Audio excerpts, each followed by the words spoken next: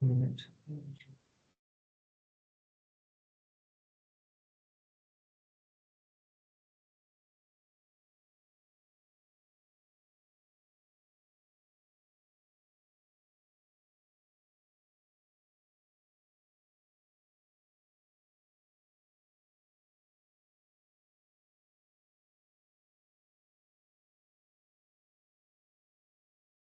Are we on? Okay, thank you very much. Welcome to Planning and Licensing on Wednesday, the 6th of November. Duncan, do we have any apologies? Sorry, I do apologise. My computer's making a noise and it shouldn't be. We have apologies from Councillor Larson and Councillor Williamson. We're getting feedback from something. Yeah, we are. It's your speakers now, Duncan. You need to put your sound on 0. That's it. I'll carry on. And I understand we do have some declarations of interest tonight. Is that me that's going back through? Right, okay. I understand we do have some declarations of interest, and because that would make us inquirate, we will not hear those items when they come up. I don't think anybody in the gallery is here for those. Meeting management issues. Basically, well, we have an approach. There are four different groups of you. So what we will do is we will split public question time with the permission of the committee. Split the public questions into 4. So we listen to one people. We then break off and discuss that one, make a decision, and then we do the second one. That does not mean to say you're going to get 15 minutes each, because it's a very busy agenda, but that is how I'm going to try and do it. I don't think we've got any minutes, have we, Duncan?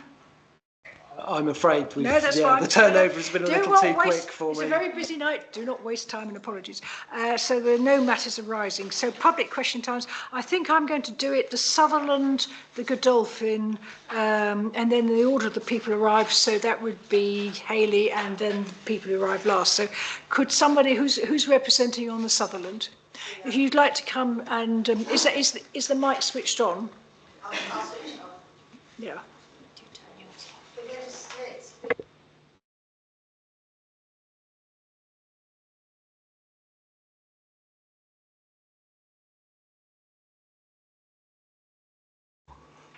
Thank you. I'm Angela Warwick from Situate. I'm the agent for the Sutherland. This is a resubmission of the Sutherland, the demolition of the replacement and a replacement of the hotel with an apart hotel. I just wanted to remind members that you all agreed last time that the height of the proposed apart hotel was excessive and would appear quite at odds with the neighbouring buildings, having failed to respect the overall street scene along Mount Wise. Historic England also had concerns relating to the dominance and competing heights of the new development in relation to the church, both short and long views. On the basis of that, together with your comments, Historic England Conservation Officer and the Planning Officer, this led to further discussion with the Planning Officer and to us withdrawing the application and entering into pre-app discussions with all of those officers involved. We're happy to say that Historic England have stated that the changes to the design of the building have addressed their heritage concerns successfully, and actually, had this been submitted last time, they wouldn't have objected. Development is, they've said the development's now been lowered by 2 stories and proportions of solid to void, i.e. wall to glazing's been changed. Development's an eye-catching modern development within the street scene, but it no longer competes with the church to the same degree, either in short or longer views, or the hierarchy of the building is preserved. So we've reduced the number of units from 35 to 31 holiday units. This is a reduction of 2 floors from the central block and the left side of the building, and also we've recessed the upper floor. In line with policy, we've submitted an energy statement and a BREEAM assessment, and in brief, we're proposing solar PV, mechanical ventilation, heat recovery, combined heat and power for communal heating systems. So it's all policy compliant, and we're achieving the BNG minimum at least of 10%. And we're pleased that to date we've had no objections. I'll just hand you over to the architect. Thank you, Angela. My name is Emmett Hanley. I'm project architect working for LHC Design on the Sutherland proposals. I think Angela's just summarised quite nicely the process we've been through since the original application was made. Oh, is that better? Can you hear me now? Yes. Okay. sorry about that. My name is Emmett Hanley. I'm project architect for LHC Design, working on the Sutherland proposals together with Angela and other consultants. Yeah, I think Angela summarised the process we've been through quite nicely over the last year. You still can't hear me. I'm sorry. Yeah, so I think I'm just going to talk about some of the opportunities I feel the site has, just to kind of try and put a positive spin on things. I think delivery of quality accommodation to serve the needs of the local community is something that's important in Newquay in terms, and also increasing the offer of the kind of tourist trade. And also, you've got currently a derelict building and plot at the top of the hill, which is quite an important kind of stop vista along an important route, obviously with the local parish church and the local council building along Marcus Hill. So I think there's an opportunity to create something a little bit special up there. We think that the scale of the neighbouring buildings, we've tied into that quite carefully. I think originally the application, we were proposing a lot more in terms of the massing. That's been reduced quite significantly since, and in conversations with Historic England and the local council. And we think that's been quite successful. You know, we did get positive feedback on that. We've addressed concerns about the overbearing nature that the impact it would have on the Mount Wise and the surrounding buildings. And also on the rear lane, I think there was some concerns expressed from neighbouring properties about overlooking the potential overbearing nature of the side elevations, and we have looked at all that quite carefully since making the original application, and we do feel like the revised application does respond to the concerns that were raised. I think I'll probably leave it at that because I think that's a minute and a half. Normally we'd say now if not any questions. Duncan, can you put up the proposed street scene? Street elevation wise.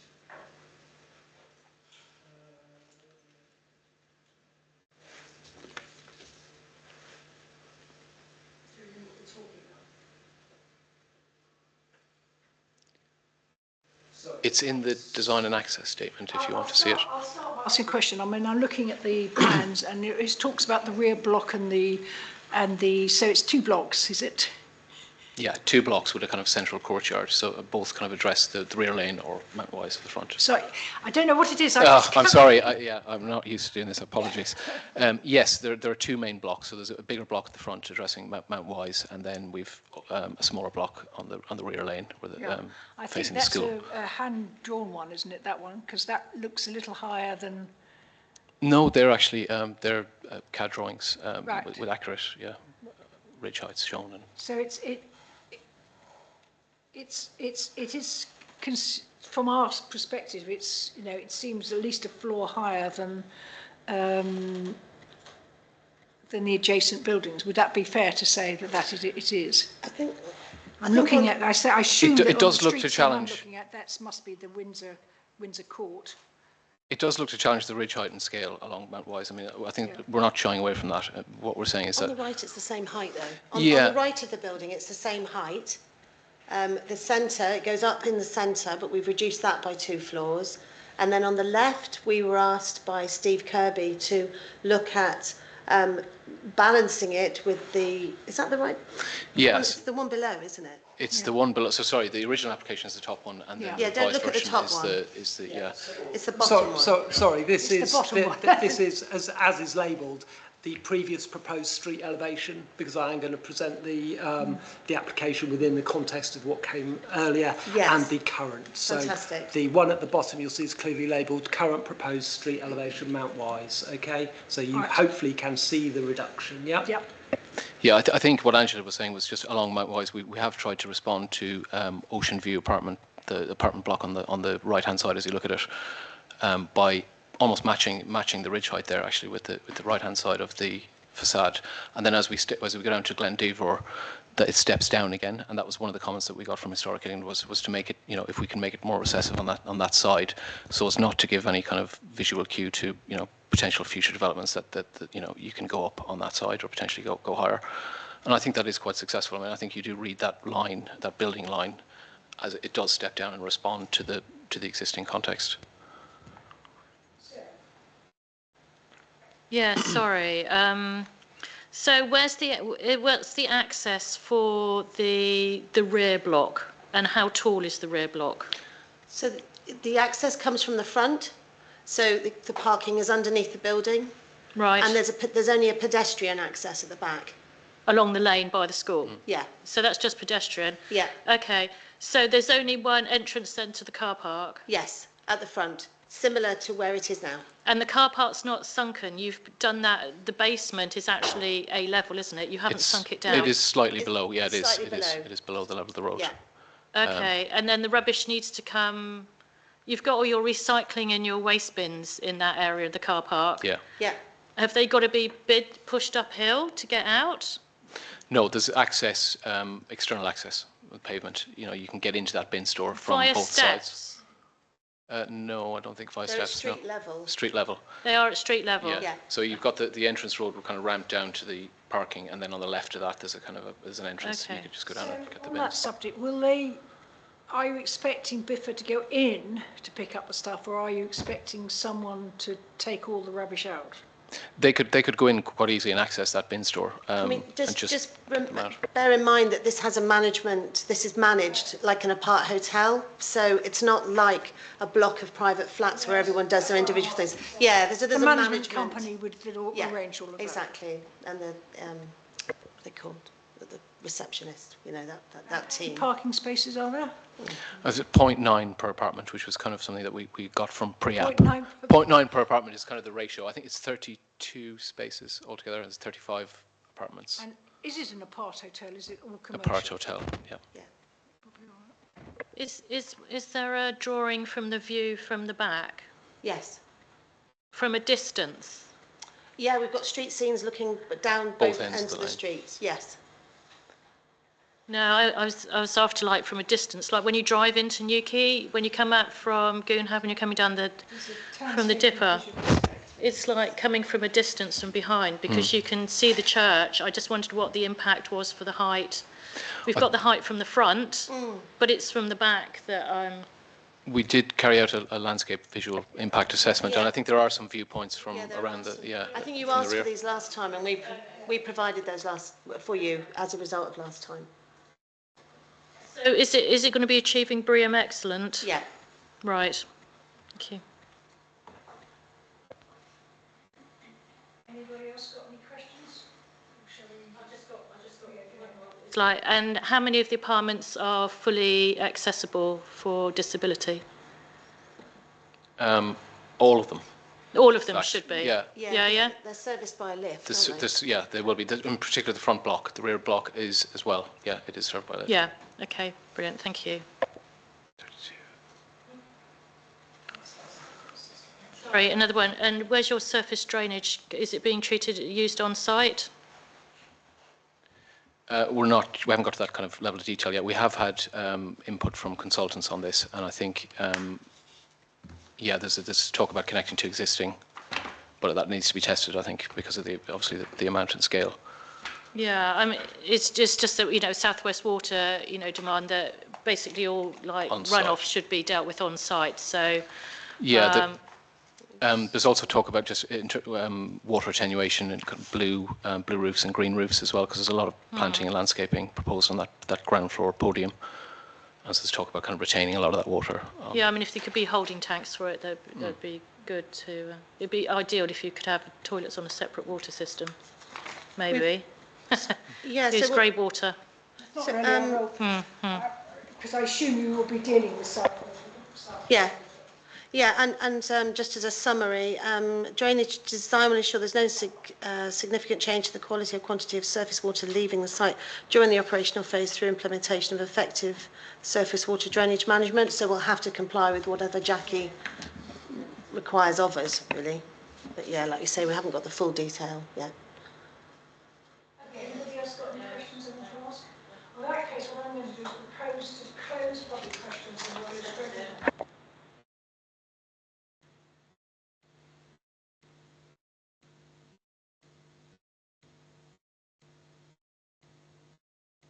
I'll be as brief as I can. The Sutherland Hotel is a now derelict four-storey building. Predominantly occupies the northern half of the site with car parking and a number of small outbuildings to the rear of the property. you can see from the street view here, you've got the Glendiva Hotel to the left, and the Ocean View Apartments to the right, with the, as I say, the derelict building now in the middle. In terms of comments, the only ones that I've seen came from Public Protection, who've asked for some amendment to the Phase 1 report. I think they want an actual site walkover. We needn't concern ourselves with that. So at our meeting in the 4th of July 2023, this committee agreed a robust objection to proposals sharing the same description as the current application. The scale, your key concerns were the scale of the apart hotel.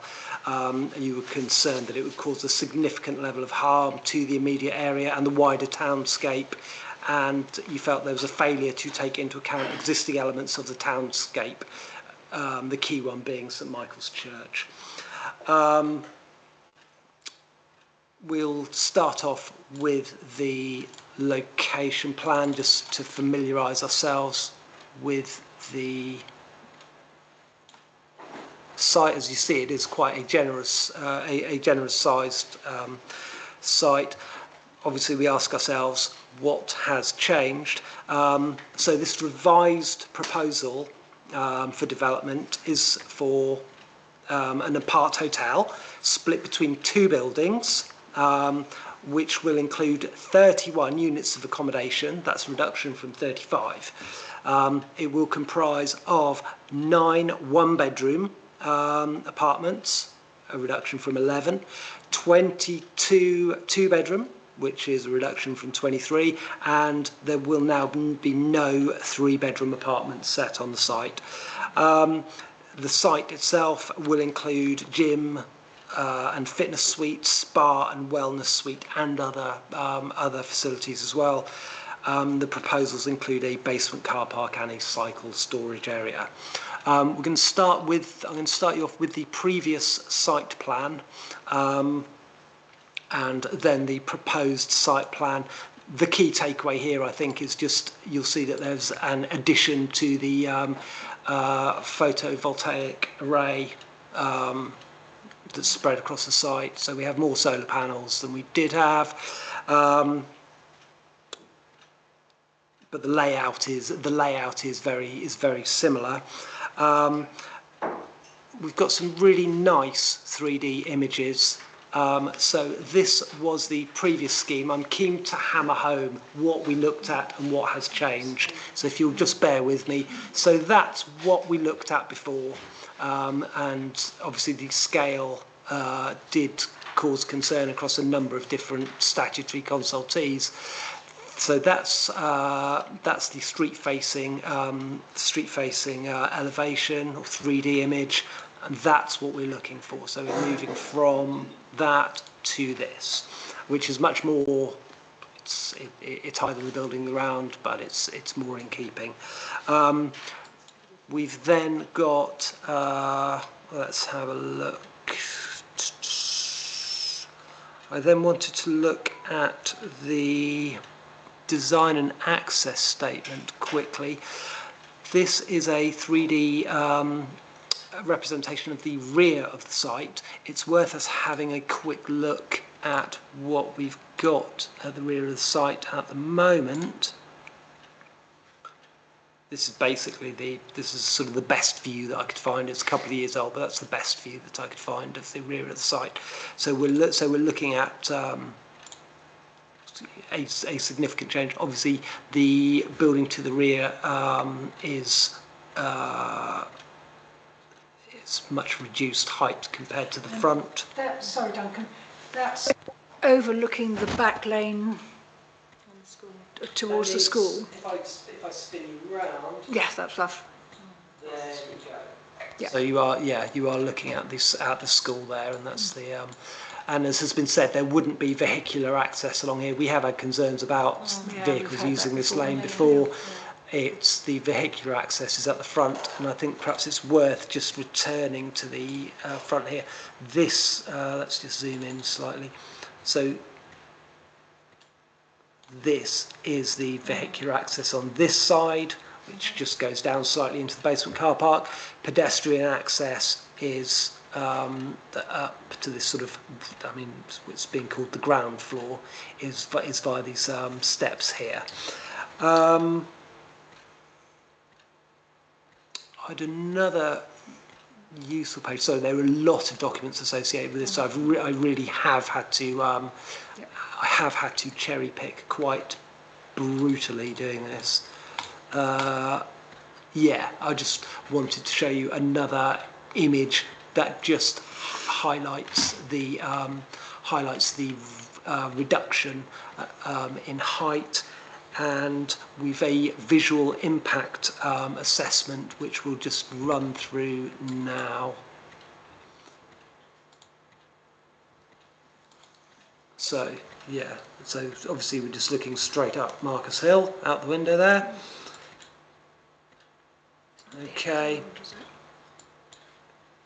This is the new design. This is the new, yes, this is the new design. So that's the existing the former now derelict Sutherland Hotel, and that's the this is the revised design, which has come down by a little over 5.5 metres, I think, in height. Certainly two stories. And I think it's probably worth noting actually that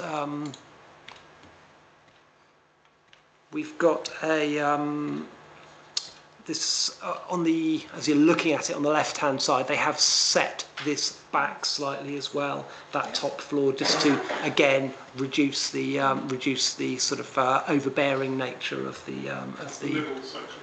Yeah, but the middle section hasn't been set back, is it? No, but that is the intention, obviously. Right. So moving on to our next viewpoint, slightly further down Marcus Hill. Okay.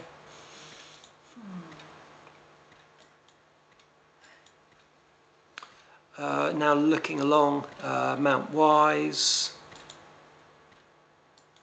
Okay, can you all see that one nice and clearly?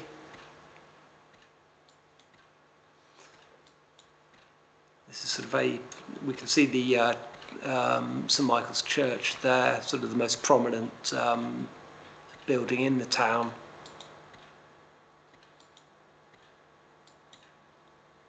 Okay.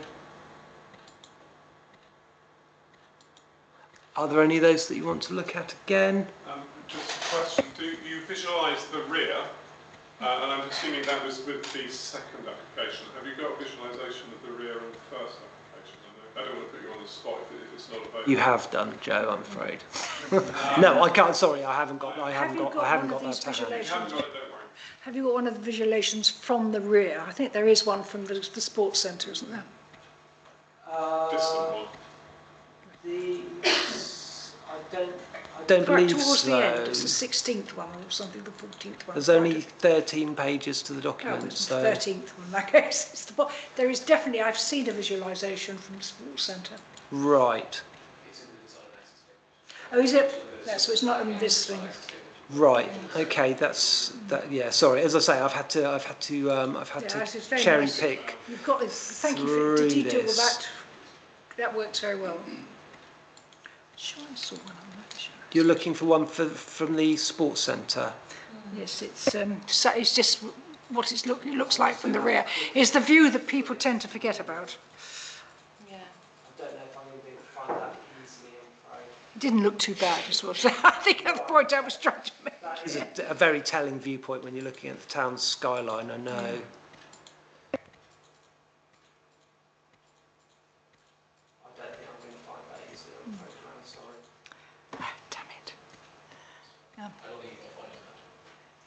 I think the point I'm trying to make is actually you have done one from the distance from the rear, which is not the one we always get. In terms of parking, we've got 32 spaces. I think we've mentioned that. There's 60 parking spaces for bicycles, and there are, I think, a total of, by my calculation, 53 rooms where previously we were looking at 60. Okay. And this is an apart hotel, so it's all commercial. Can on the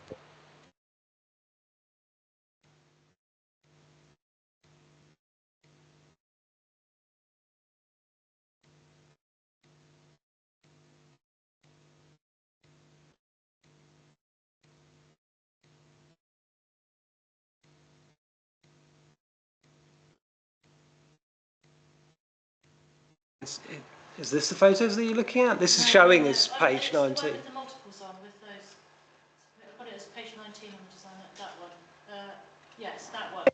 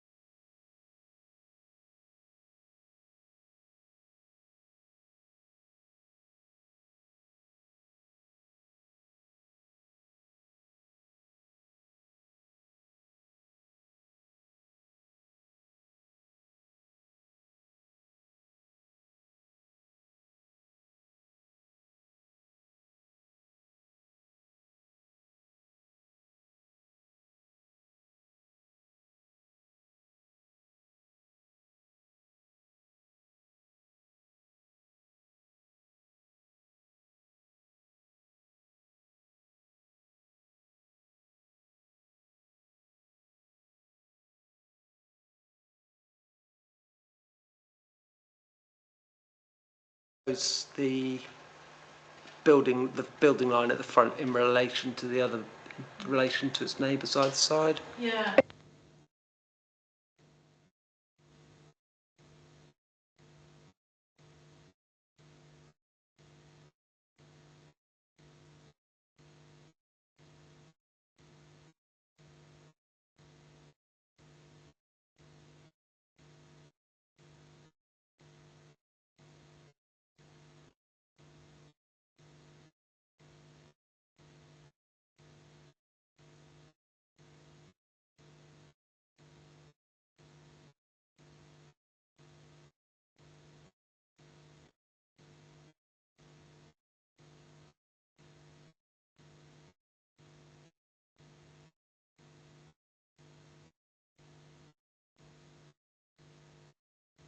If you want me to bring that up, please just ask, and I'll.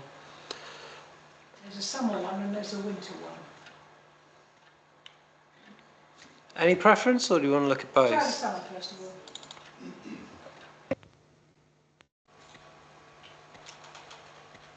all. Bit bigger than that. Wow, look at this winter one. So summer doesn't look too bad. But if we then bring up the winter one,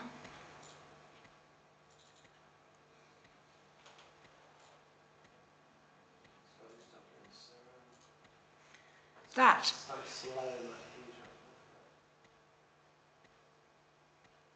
is the dark, the shading. Yes, all the dark's the shading, isn't it? That looks large.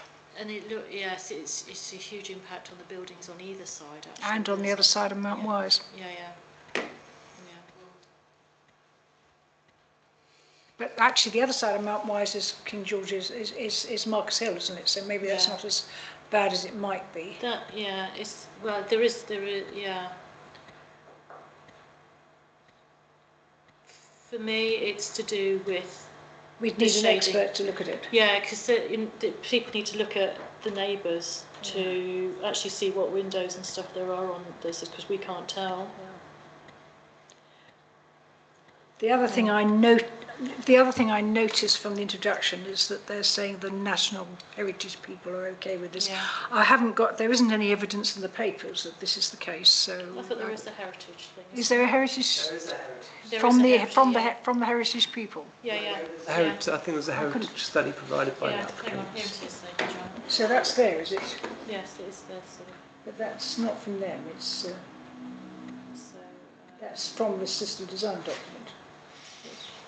Portico heritage. Okay. I was interested in the people who objected because of the effect on the church. Last time we saw 13 public objections and I think a similar number of consultees, and I we will be one of what the earlier consultees. Introduction was that the people who objected last time are not objecting this time. I'm merely pointing out, I don't think we've seen that. Portico is obviously a professional I think we'll be one of the earlier consultees Yes, so- responding. At some stage, I would like some reassurance on that because it is a big beast. But considerably better than the original one. It is considerably better, yes. I still have concern of it being one story over, then that's going to open up floodgates. And comparing it to its neighbour, looking at the front of it, its neighbour to the west, it is still notably a big block next to it. Well, sadly, now that once they pass the Bristol, then the Yeah. 6-storey becomes standard. Yeah. So Yeah. this is not actually providing a precedent. Joe? Yeah, just to comment on the ridge height, the current ridge height. I think to describe it as challenging the street scene actually is just an admission that it's too high.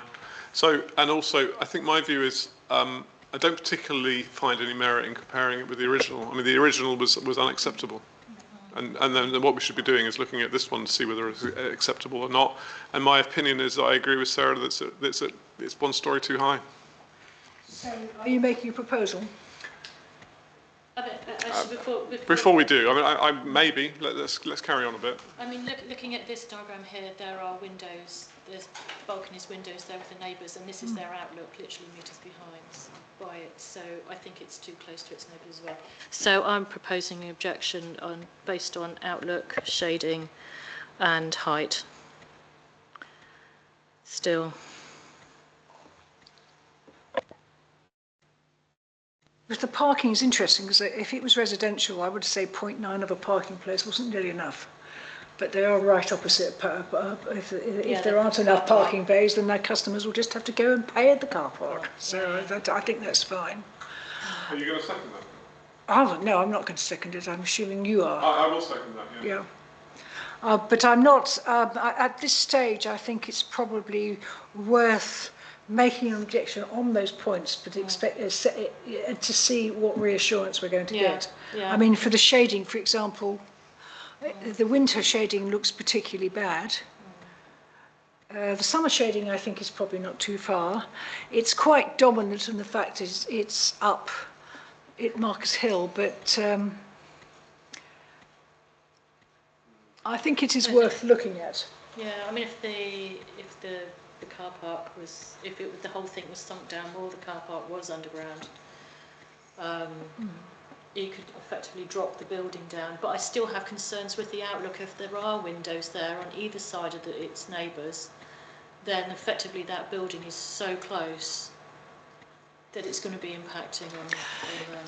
Duncan, do you have enough from that to draft an objection? Yes. Yes, yeah, no, they've captured most of the points. Yeah, I propose it's one story too high. Yeah, okay, so show of hands to object on that basis. So it is a lot better than the earlier one. We'll see what happens now, but you can see what our concerns are. And thank you very much for coming in. Yeah, thank you. So I'm going to reopen public questions again, and I think it's the Godolphin. Somebody here from the Gulf, that's lovely. So show of hands, seconded show of hands. Yes, everybody's reopened public questions. You've seen the routine, please get on with it.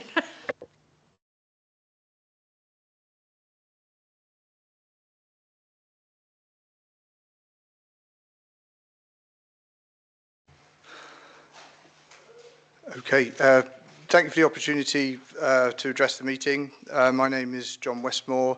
I'm the Managing Director of the Crescent Care Home Cornwall Limited. We are a family business. We own and run 5 care homes across Cornwall.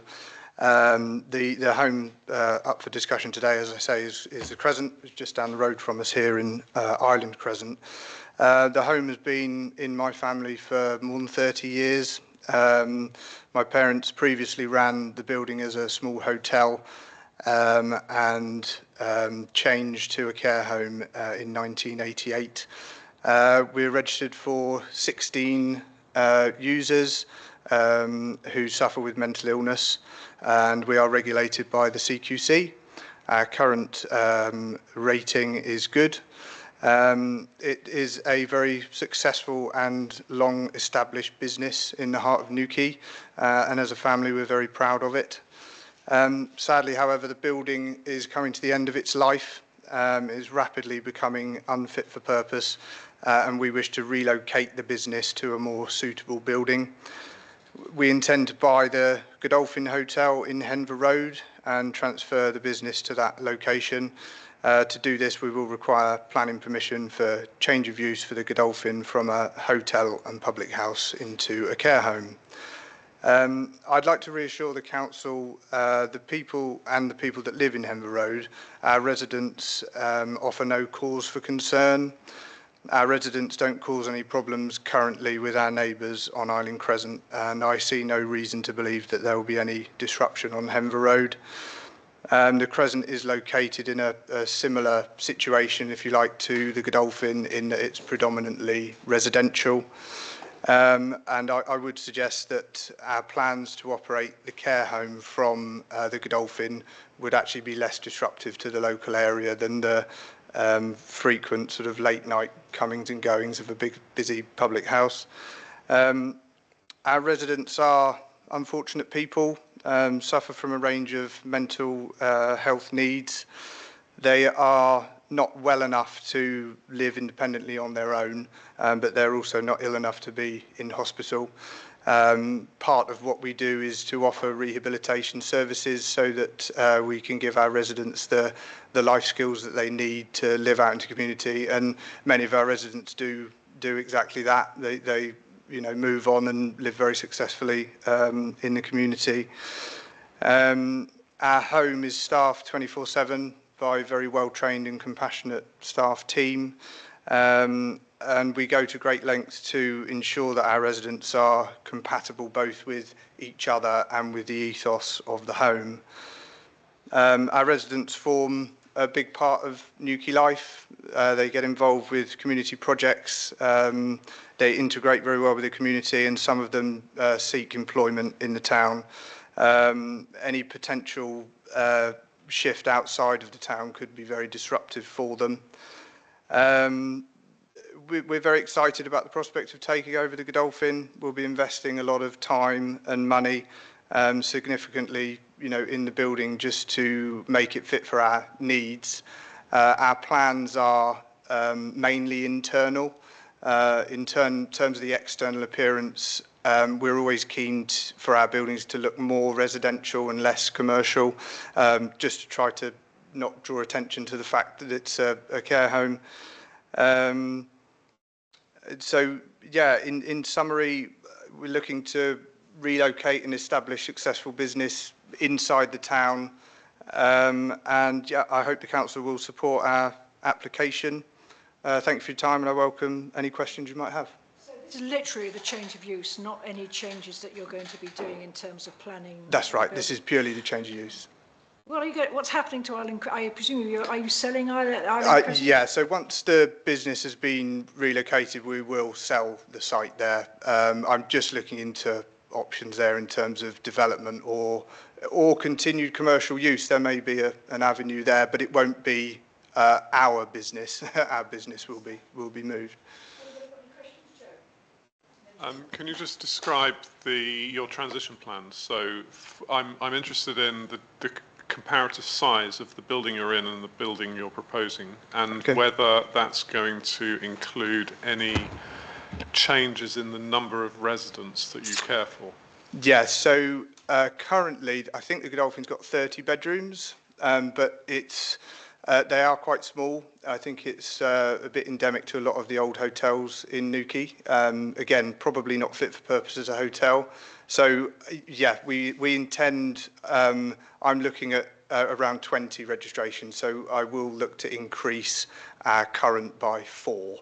But also I think what the Godolphin offers, especially downstairs, there's so much room there that we can utilise that for rehabilitation. Particularly cooking and those sorts of things. I'd like to put some rehabilitation flats down there with kitchens and that sort of thing. Does that mean that what your plans include enhancements in the living space that, Yes. that you're currently experiencing? Yes, definitely. And the other big enhancement for us is parking, because down on Island Crescent, it's a bit of a nightmare for us running a business. And the Godolphin, I think there's certainly 10 parking spaces, which is more than enough for us. But the crucial Staff rather than residents. Staff, residents, families as well, visitors and visiting professionals. the crucial bit that I was getting to, which you've actually answered, is that nobody, as a result of this move, will be out of accommodation. No. I'd say we'll be increasing our capacity, not by much, by 4. Yeah. Where's the nearest HMO to this site? To the Godolphin site. Yes. I'm not entirely sure. Nearest HMO.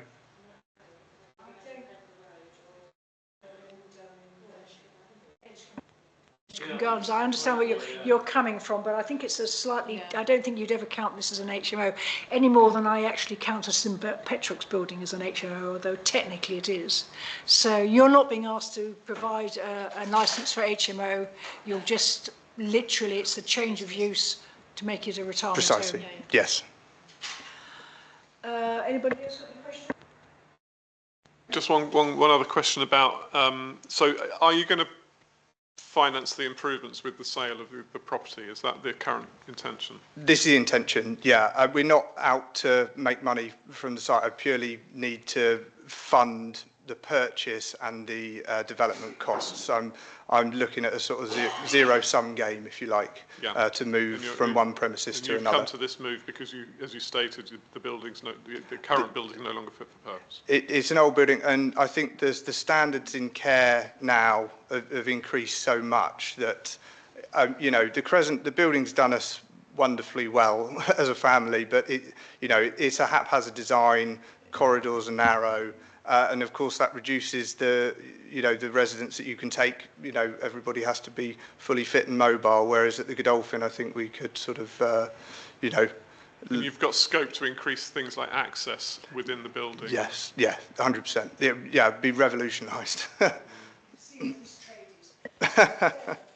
Yeah, the other thing, I'll be presenting this in a minute, and I haven't got really much to add, but just to point out that the house to the right is also part of the property, and you had that down in your design statement. That's going to be for staff residents, wasn't it, to be in? That's right. I was advised by my planning consultant that it didn't need to be included in the change of use, but yeah, that is our intention, that will be staff accommodation, which again is great because they're on site.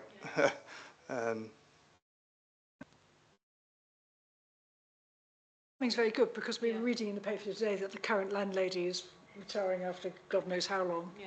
And it's just, everything is coming together. That's correct, yeah. Okay, anybody else got any further questions on that? In that case, I will propose closing public questions and we will immediately discuss, and you're actually presenting on that. Yeah. So show of hands for, right, okay. There's not a lot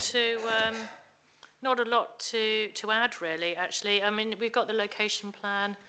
That's what it is at the moment. And you can see then that it includes, come on, here we go, number 84 next door.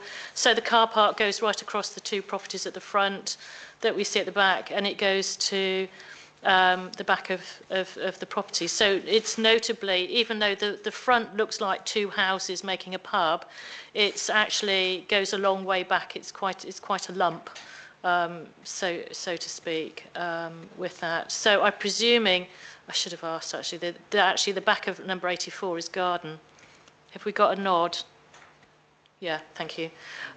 So they've got some garden space here, and there's probably a little bit of garden space here, which for patients, having some outdoor space is quite nice to have. So if the street view, then we had that up before that Duncan did. So, I mean, you can see the appeal for this, that it's going to merge into the community because, I mean, we will know that it's a change of use from being a pub, but the facade of it looks like two semi-detached houses. And I suspect that's probably what it was when it became a pub. I think probably if you go into the history of it, then The only Yeah. issue from our perspective is the fact that we have a policy that tries to protect tourist accommodation. So any comments on that? It has been on, they've been trying selling it for quite a long time and they've had no success. So on the market, so even though, yes, it's trying to protect tourist accommodation, from what the gentleman was saying as well, that the bedrooms are small. I mean, this was on a makeover TV series a while ago, wasn't it? I mean, they have obviously tried to make a go of the business, but it's dated accommodation which people don't necessarily want anymore. And if you haven't got the money to do it up, then it's a struggle. So yes, it's going to be a loss of a drinking establishment. Nearest one's going to be the Mermaid, all the way down to somewhere, oh gosh knows, in town. Could be Rebellion Bar maybe, as nearest drinking establishment. On the other side, it's a residential area. It's a residential area, and I think it's a good alternative use to it. I mean, and there's businesses in houses, there's a spa place, isn't it?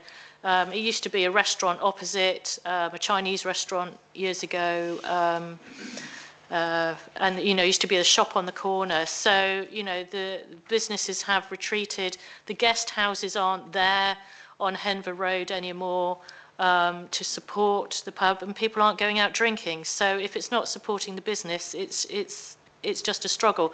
So they have tried to get rid of it. I think this is a good alternative use for it, of something that we need to maintain. It's still a commercial operation. It's still a commercial operation. It's still employing staff. I think 8 staff, 6 full-time, and as I said, the house next door will be used as staff accommodation, will be on site. So I propose supporting. Joe? Let's make a comment about your previous comment to do with loss of tourist accommodation. So, I mean, don't forget that actually what's happening is a large property in Newquay is being vacated as a result of this plan. And whilst we don't know what will become of it, if it were to become a tourist operation, then it wouldn't necessarily be a loss to the town. So that would be the point I would make there. So, yeah. Really wouldn't want another 6-storey home. Yeah, we don't want a 6-storey home, yeah.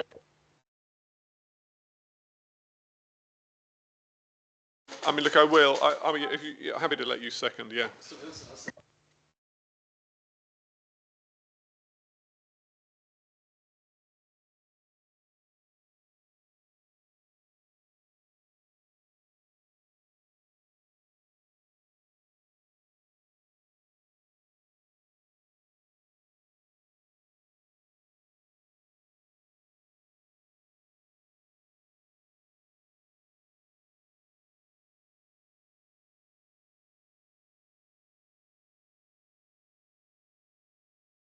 A24/07545, application 14. I've just opened public question times again, sorry guys. Yeah, just to go through the formality now. There you go.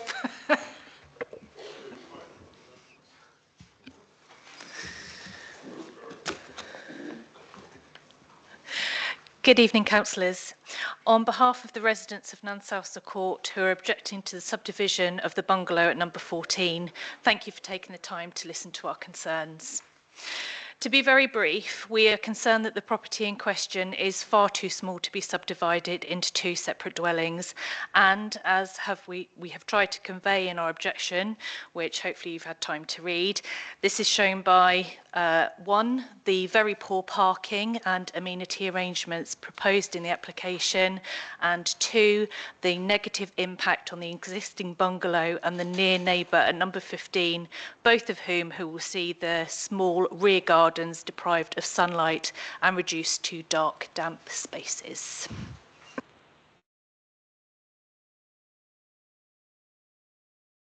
Any questions, anybody? I've looked into this in quite a lot of detail, so I don't have any, but do you have any immediate questions for Mr. Payne? I think the only question I have is that are you, as residents, unanimous? You say you're representing the Residents' Association? Yes. Okay. Right, in that case, I propose closing public questions, and I will present on this one. I should explain. So everybody's happy to. I should explain that Duncan is not able to make any comment or any help at all on this. He can only because he is so closely involved.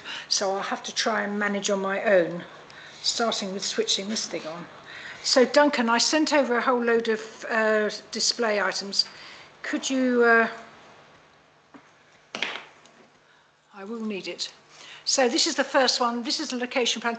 I'm not sure why they've got this red line, which is the drive from Rayleigh Road. It's not very helpful because it actually obscures the blue line.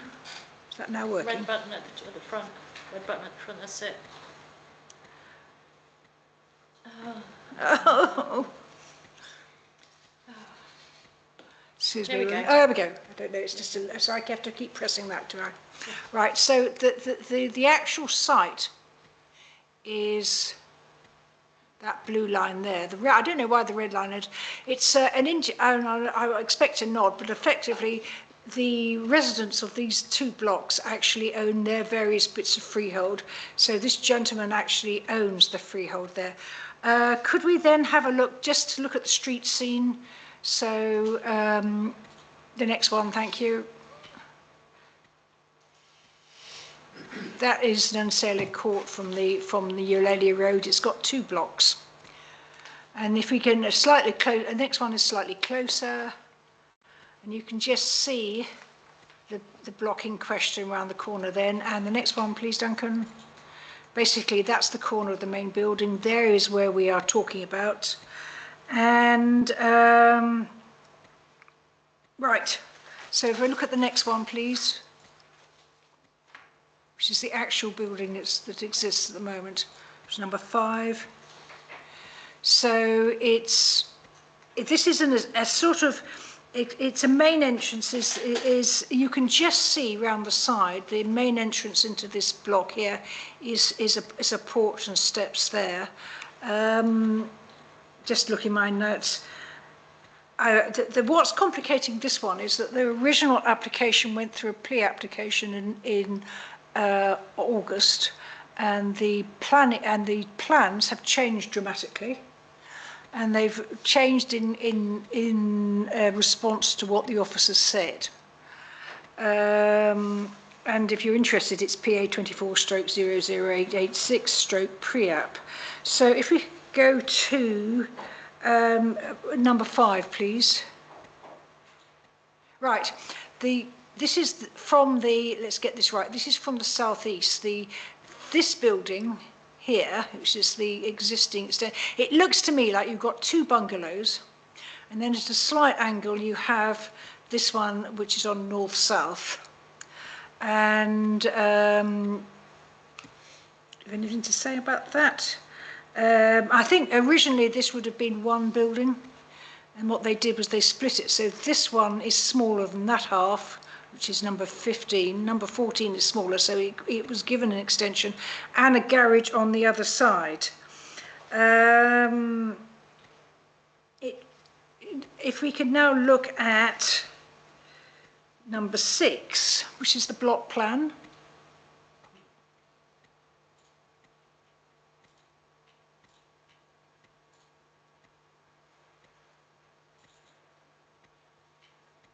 That's still number 5. Right, could you make it closer so we can see what it looks like now here? So here we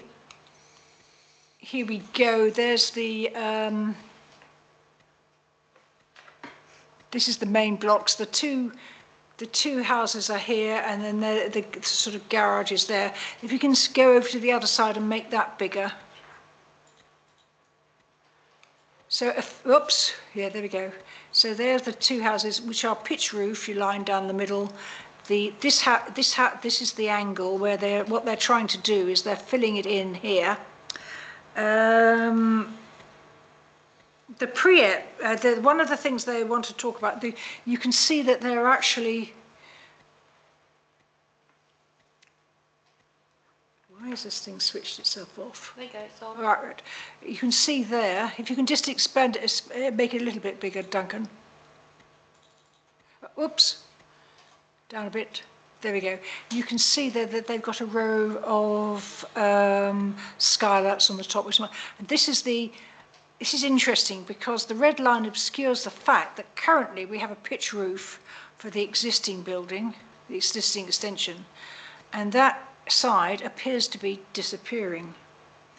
One of the things, and then here, these marks here are supposed to be cars. So there's quite interesting comment in the pre-act report saying that effectively when I first looked at this, it looked to me like the host house, which is this one, is losing a garden back there. It's losing its garage. It's losing all the area that it has for parking. And what's left are these two cars here. And the officer is saying that each of those should measure at least by 2.4 metres by 4.8 metres in size, and they don't. So he's saying he's concerned that whether this layout is achievable. And if it isn't, you might find, in fact, it's not so much the length, but it's sort of, this is a very busy sort of thoroughfare for cars coming up. So if it extends over, and it says sweetly, you might like to talk to the town council about this, about whether we're happy that those two parking places are less than standard size, as indeed is this one at the angle. Because here, what they're putting in there is where the garage was, there's going to be a garden. And so you've got these three cars fitting in the space. And as Mr. McKinley actually explained, there are doubts about whether there is actually room for what they want to do there. And, okay, so then number 7 is the site plan, which is not really a lot of difference. It just sort of... If you could go to the right-hand side and just blow that up, please. All it's doing is saying this is the site plan. This is what we're intending to go down a bit. This is what we're intending. I don't think that particularly adds any more. Right. So, what I've done, what they've provided plans with everything on the same plan, and I never like to do, so I've cut it. So if you can look at number 8.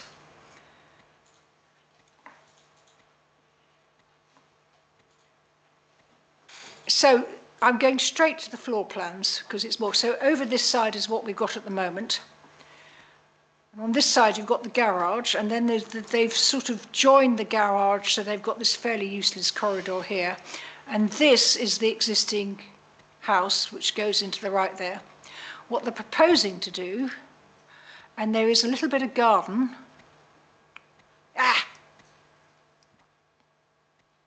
There, which is 7 metres. There's a garden back there, so this house benefits from that garden there and that space there. What happened was the original plan is that that garden was going to be handed over to these people, this building, and the officer came back and said it's not big enough, it won't meet standard sizes, so why not try incorporating that small garden into the house. So that is what they have done. So that empty space there has disappeared. Other than a very, very small, there is still a door there, there's a very small place, which actually wouldn't be a bad place to put dustbins, but effectively you've lost... You've got to wheel them through the house though, haven't you, to get them out? Yeah, tell me about it. So it's not the only thing wrong. You might also notice there's a bit of shortage of windows. On here, there are no windows along here. So there's a big round window here, big set of windows here, and there's absolutely nothing on either side. So by the time you get back there, it is Stygian gloom. The officer said, when they first did that, is that the minimum size for something of this order, 1 bedroom, is 58 square metres. Currently, the proposed dwelling falls below the threshold, measuring at 44 square metres. And then he goes on to surprise, but he thought the 7 metres of garden was fairly useful, so they can incorporate it. So that is what they've done. What is interesting is they've taken the 7 metres, but they've only added 5 metres. to the lower floor from 30 to 35. The top floor seems, if it was 30, so if it was 44, the top must have been 14 square metres. This seems to have miraculously increased to 25 square metres. And I'm not quite sure how they did that, because it doesn't seem to me mathematically possible. So I would certainly be querying whether that is actually 25 metres on top, because it doesn't look any other. We just don't seem to have got enough space there. So by what they're saying is by incorporating 7 metres of garden, we've actually got 16 metres of extra space on these floors. Now, whether that... Did you include the mezzanine, because it's got a mezzanine floor, hasn't exactly, it? Exactly. I don't know how I'm getting there. If we could blow up the right-hand side, so we can see the so we can see the bedroom. It's sorry, I've got it's here. They're saying that is a mezzanine floor. So here they seem to. It looks like the steps are going up, and then you're going into a little sitting area, and then you go up some more steps. Am I pointing at the right thing? No, you're not. I'm not pointing at the right thing, am I? You need there's another picture of, there, of the elevation. Oh, it's that one, yeah. Sorry, it's the roof space. Beg your pardon, you're right, it is this one. So could you blow this one up? The dark area is the downstairs. So this is the bedroom, sorry, I got myself confused. So there's the mezzanine floors, the stores are going up, they've got this space here. No, that's the balcony that looks below it. That's the living room downstairs. Oh, that's is it? Yes, so that's just a that balcony. I hadn't said. Ah, so I misunderstood so all that. it has there is the bed and a so-called walk-in wardrobe behind yes, the bed. I'm not convinced by the wardrobe. Bizarre. I've seen the walk-in wardrobe approach before. I've never seen it with the sort of that sort of angle. Oh no, I assume that was part of the top floor. No, so effectively, we're saying that this is the only bit of the top floor which cannot possibly be 25 square metres. Ah, so I misunderstood that. So you reckon that is downstairs? Yes, downstairs. Yes, that's like a balcony. That's what a mezzanine is. Yeah, I know what a mezzanine floor is, but I thought there might be a sort of intermediately set there. No, and then they've got the big round window at the over it at the top. Yeah. Can we go over and look at the roof to the right? Okay, so the original application was for a sort of square new pitch roof, and the officer said he didn't like that because it didn't fit in with the area. And then he said what you can do is possibly, if you had a nice pitch roof, you could then put dormers on the back to make increased headroom. Now I think they've taken that bit literally. So here is the front. And then they immediately, on the left-hand side, they've got this massive dormer. That is one big dormer. And when you see the other plants, you'll see it's going all the way up to the pitch of the roof. They're then I'm not sure you'd call this a dormer, because that is one side of the current pitch roof. The other side of the current pitch roof is there, and they're basically totally redesigning the roof. So it goes down over the existing, which I assume will be removed. So you've got this huge flat roof here, which goes right to the edge of the pitch of the other building. Which again is, I'm not sure that's what the officer had in mind when he said you need dormers, because basically the whole roof is a dormer. And he was trying to say, so I've got concerns about that. Sorry, my crib street has gone off.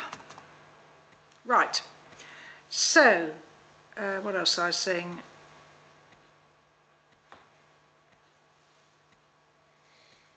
If we can go to number 10, so this is a nice simple elevation, number 10. This is from the, let's get this right, because this is the southwest, and this is a picture of what it looks like today, and that's the plans, which says what it looks like today, which is reasonably okay. That fence there is against the wall, and he's saying the only change from this side is this narrow line here. I don't believe that. bearing in mind that that is stretching up to the new eaves, and it's a long, flat roof going up. Do you have a visualisation of it just with a 90-degree? Next one, I think. So that's from the sides. Then it gets complicated. Can we have number 11? So that is the southwest elevation, and then they're claiming that this here is the equivalent of that. Well, of course it isn't, because what they have done is they've put all sorts of extra lines here. So this is the basic, it's like a Picasso, it's really like a Picasso drawing. Have you seen the one where they have the woman and the eyes are straight on and then you get the ear on the side of the head? This is precisely what they have done here. So, so what they're trying to do, I think, is illustrate the different heights of all the different roofs. But that is very interesting, and I'm sure it will be a very interesting exhibit. But it doesn't happen to be an elevation of the south, because the elevation looks like that. Yeah. So when you get down to this one, you've got exactly the same thing, and it's fairly nonsensical. They're sort of, I think what they're trying to do, you can't see any of that from the side. I think what they are trying to do is to explain that the pitch of the roof behind is actually at the same angle as that. Which is, it's true, you can just see that it's, have you got up a bit too high, Duncan? Can you just bring it down a bit? Right, you can see that indeed that is in fact the same angle. But the perspective is, because it's further back, it doesn't look taller. It is taller, but from this perspective, it doesn't look taller. And so this looks absolutely nothing like it. That just doesn't look, and I would object basically on the basis of this plan. I want to see a proper southwest elevation showing what it's going to, because then you get to this. So there's the big round window. And then they almost immediately, you can see from the size, they've got this dormer, and the dormer goes right to the top of the new pitch. So the pitch actually, if this diagram is true, there's the existing pitch for the first house. They're extending the roof from that pitch. So they're going along, and then they're filling it in. I have no idea what's going on here. I can see that that is a socking great dormer. I'm not at all sure what that is, because it's coming along the top. Because I mean, considering it's a flat roof. Well, it appears to be a flat roof. Sort of like, what's the point of having that pitch that's facing us? It doesn't make sense. It does not make sense. It simply does not make sense. And you look at, sorry, and you can look at the scale of the garage with the car in front of it. Yeah.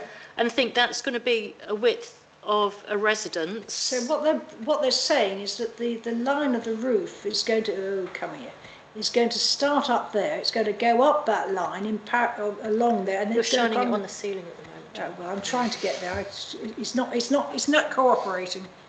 So it goes up there, and then it comes along and fills in all of that as a block. And the officer originally objected to the original plan, saying he didn't think it fitted. And when he talked about dormers, he said something, it needs to fit, it sits comfortably with the surrounding development. Well, frankly, I don't think that sits, I mean, I can't really tell, but to me, that does not look like it fits in comfortably with the surrounding development. It's overdevelopment, isn't it? Well, I think it's important. So, did you want to say something, Jude? I'll wait. Yeah. So I'll just carry on and finish. So if we look at the next one, Duncan, which is 12, which is the other two sides, I couldn't be bothered to break these out into a. But here's the two sides, and you can see here that is it this one? Yeah. You can see here that the sort of the dormer goes almost literally to the end of the roof. So you've got, what, a foot? And then it goes into this big dormer. And on the other side, which is worth noting, is that they've got the extension here. And of course that is going to affect, first of all, the garden of the host house, and then also the garden of the one behind it, because instead of having a nice clear view here, it's filled in. So I think there's a problem with the outlook. I think there was a problem with the being overbearing on those two gardens. Yeah. So I think there's a negative effect on. You can gather I don't like it. Yeah. No, I can get that. So that's my entire displays, right? So you're gonna make a proposal on that? No. I mean, for me, it's too small, it's too cramped, it's an overdevelopment of a very small site of a garage. You know, apart from all the other. You know, that you've said that the design actually doesn't, the drawings don't make sense with this dormer, with the pitched roof. I mean, normally we can grasp that concept, but it's just not clear. Yeah, and with outlook then with neighbours as well and everything, and the lack of amenity space. You know, it is a car park in front of it, it's tarmac and everything, and having this, I'm not sure what the point is of the door in this minuscule space in the back. And the mezzanine. I think it might be a glass. I think it might be a glass door to give the window light, because there is no light in this But there's, garage. you know, apart from there's no renewable energy. Where is the Southwest Water runoff statement? That's not there at all. Oh no, there is one. There is a really funny one, and it's completely blacked out. Oh. I was going to show you for the laugh, but we don't have the time. No. But it has. Okay. There is actually. They have done the statement. I just haven't produced it, and they have this runoff plan, and it has completely been redacted. So I have no idea why that's happened. Okay. Joe, you wanted to say something? Yeah, so I was also share the struggles with trying to visualise this. Although I can, with a bit of a stretch, I can see where what they're getting at. I think if this were ever to come back, we would probably benefit from a 3D rendition of the building and from various angles, and probably a bird's eye 3D rendition from sort of various vantage points. Aside, do with a nice straightforward elevation. Yeah. I mean, it's something that can just show us what's going on. Because granted, the building is a complicated building, and I wouldn't begrudge the fact that it's a unique design. But a 3D design would help in that respect. And then the other thing is just coming back to the parking issues. I'm concerned with the measurements they're giving. So now I realise that what I had counted as part of the first floor was actually a gap. Yeah. I don't see how it possibly could be 25 square metres. I just don't think it's just not physically possible to be 25 square metres. Sorry, John. The ground floor wouldn't comply with building regs anyway. I mean, it's going to be 1/20th of the floor area. It has to be windows. And I think it's total overdevelopment of the area. Yeah. Well, they've got the skylights. Not on the ground floor. Well, they do now because they've got a hole in front of the mezzanine. Yeah, but they would only have two. Not on the ground floor. Yeah. Can we look at the which one is it? The one from the front, because show you what the window is. Well, actually, yeah, that'll do. So they've got that window there. First floor. Yeah, and then they've got windows down below for their windows for the garage. Can I just point something out? Oh, right. So, she says. And then there's got skylights. So if you look at the width of this, so the width of this building is front door here, and you can look at the eave. This half is wider. Yes. If you drop a line down, and then you've got the width of the garage. If you look at this half, though, the new bit is wider, so it's effectively then eaten into its The reason for that is, I did see that as well. The reason for that is that it's actually starting halfway across this one. So the actual pitch is starting there, halfway up the roof. That's what it's saying. It's saying it's going to extend the roof there. The pitch. It's extending the pitch and then saying that it's coming over here. But in theory, that should still be the same width. But there's not a room for the front door. There's a front door there, isn't it? Just to the right of the car in the photograph. Yeah, but that's going. That isn't there anymore. That's gone. But that has gone. So I'm not even sure where the entrance is there. So they're going to put their entrance there on the side of where the garage was. That's going. But the reason it looks as if it's bigger this side than that side is because the pitch roof is starting from I mean, they're rather annoying that it's actually starting, the pitch roof here is starting halfway up that roof. So at the moment the pitch is down here, that line there shows the line of the pitch, but the pitch of that roof is actually starting on the pitch of the other one, yeah. But they haven't changed the interior wall. The dimensions are still the same on the inside, even though they're losing the door. Yep. So they wouldn't. Why are they losing the door there if the dimensions haven't changed? So it just doesn't add Makes up. no sense at all.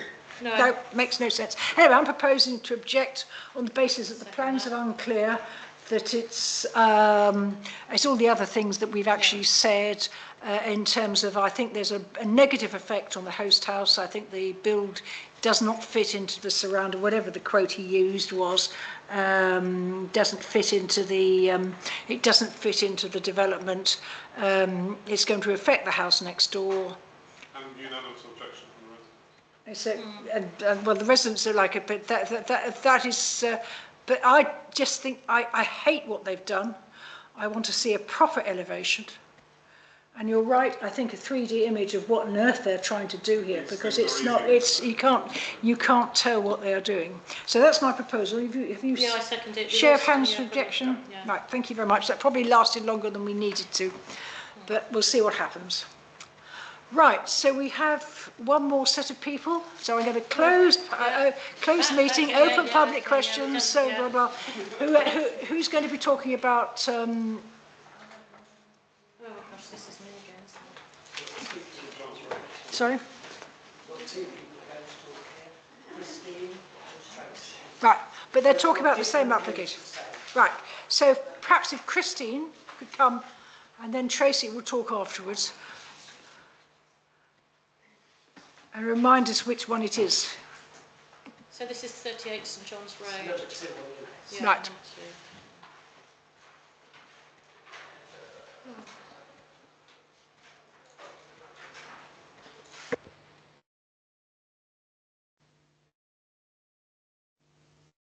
You know, which one is Tracy? Christine, if you'd like to start. Oh, okay.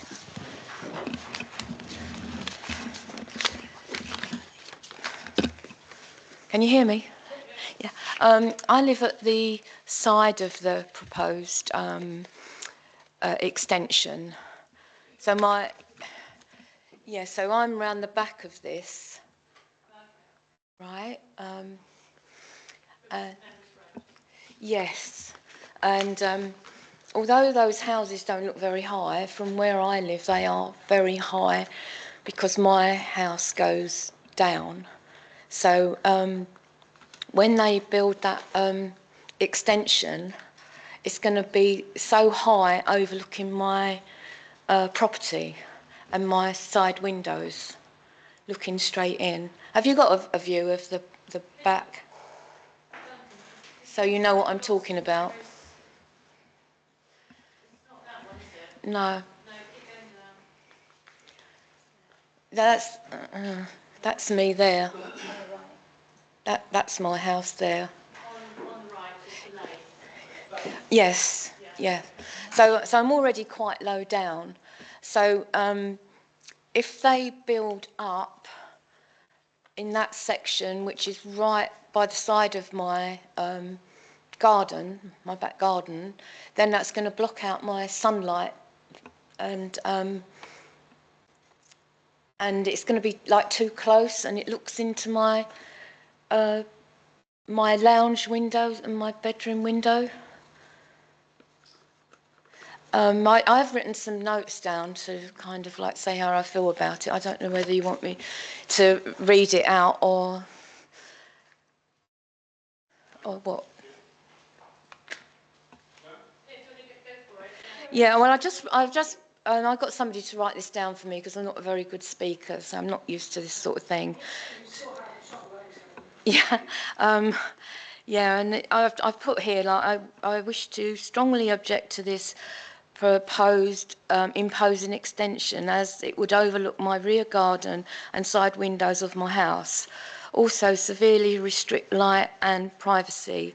This is causing me so much anxiety and stress. The noise and the damage to my side wall with heavy vehicles coming down the lane, which is very narrow anyway. Also impact on a, because they want it as holiday lets, you know, like doing Airbnb. It's going to be like the balcony is going to be overlooking my garden, and it's going to be very noisy, as the house at the moment is already used as holiday lets, and it's already people coming out, and it's noisy, and I can see them from my bedroom window, you know, and it's just like a party house, and it's already not good. What else have I put here? Cause much disturbance. It should be residential property and not multi-purpose occupancy. And I think I've said the rest, actually. I feel like it's really unacceptable. It's for me. It's my life, you know. Your main objection is the fact that it's going to be affecting you. Will it affect what you look at, your outlook, or is it just that you feel that your privacy is being invaded? I feel like I'm enclosed like that, you know, and I already feel a bit like that because there's been other buildings, but this one is directly going to affect me, and I feel I can't live with it. It's going to drive me mad, I think. Yeah, just to clarify where you live, if you look at the screen, so yours is the white property that begins on the right-hand side with the blue door, right? And that lane goes down. Yeah. And see that wall there, at the top there? That's already been damaged by... I can see the change, you know, they take these big lorries down there sometimes because they're trying to get, you know, equipment down there. And they've knocked the corner of that wall off, which that part of the wall is not my responsibility because those houses were built by a housing association, and mine is still on shared ownership, but all the others have been. And looking at your property there, can I just ask, does it incorporate 2 floors? So your living space is across 2 floors? Yeah. Yeah. Okay, so that's the whole of the end house. Yeah, the whole of the end. Sure. And that wall from there right down, quite a long way down that lane, is all my responsibility. And I've already had to repair it once because of damage caused by vehicles going up and down. I mean, that used to be just... Fortunately, we can't actually, that's not a planning issue for us. So, oh, right, okay. But I understand, I understand the problem. Perhaps we could carry on, is it Tracy? Perhaps you had another point you wanted to raise. My name's Emma French. I live at number 40 St John's Road, and I'm going to speak for a cluster of neighbours. We've also had 4 or 5 other neighbours contact us today and last night to say they can't get on the website, and they mainly live on those houses that the extension will overlook and the other side of the road. So I think as a neighbourhood, we are increasingly worried that our residential terrace now has a 52-week holiday let. We all live in Newquay because we're tolerant and we love the vibrancy of our town. All of us work in the community, in schools, care homes, colleges, whatever, and we enjoy family life. The impact already on 38 being a 52-week holiday let, I can't explain how different our home life is. We have people partying and on holiday, as they should be, having fun, but night and day, 52 weeks of the year, a new group of people, 6 to 10 people turn up. So that means we can't park our cars, we have a lack of privacy, noise nuisance and rubbish, which we all take turns to clean up. Our concern is the planning was not transparent, that what we were sent was a side infill and a dormer. Party wall agreement with number 36 has not been agreed. And it was not transparent about the big, huge back extension, which will then overshadow at least 3 houses going down the terrace. and overlook on top of that an extended terrace that will come out. We don't know, the measurements aren't on the plans, and overlook and take away even more privacy of even more houses on our terrace. We have neighbours opposite that are complaining about noise and rubbish as well, and comings and goings, shouting. Is the business, is it But it will, allocated as a residence or is it allocated as a business? We've never had any documentation to change from a residence when it was bought 2.5 years ago to a holiday let.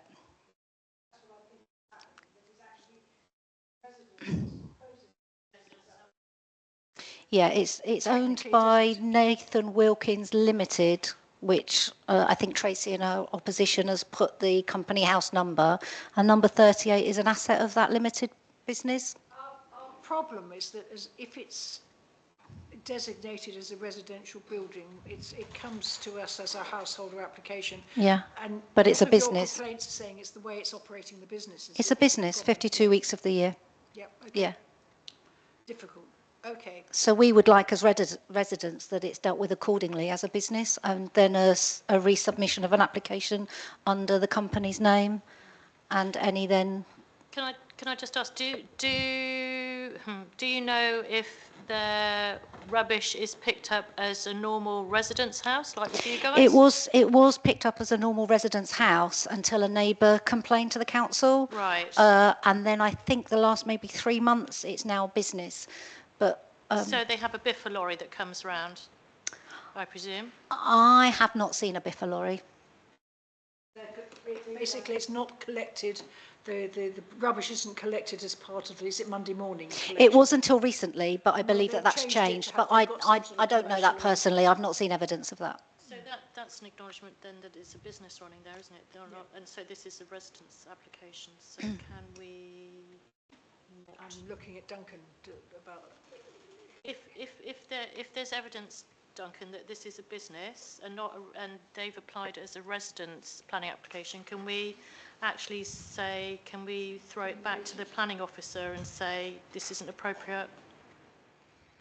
I certainly think that we should do. I don't know what they will come. I don't know what. It says very clearly it's a householder application. Yeah. Yes. Yeah. And I don't know what we're they, being told how they it will isn't a respond, householder. but I think I think that there sounds as if there's quite a lot of evidence suggesting that this isn't in any way a domestic residence. Can I propose then that we do? Oh, we're not back in session. No. But when we get into session, we're still. Was there anything else you wanted to say?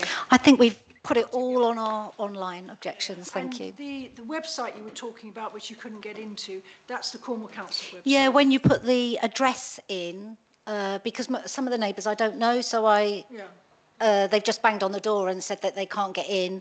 Have I objected or opposed? And they said it was last night and today. There was 4 or 5 people individually contacted myself or Tracy. We can probably put a note back to the planning officer saying we've had complaints that they haven't been able to put in comments.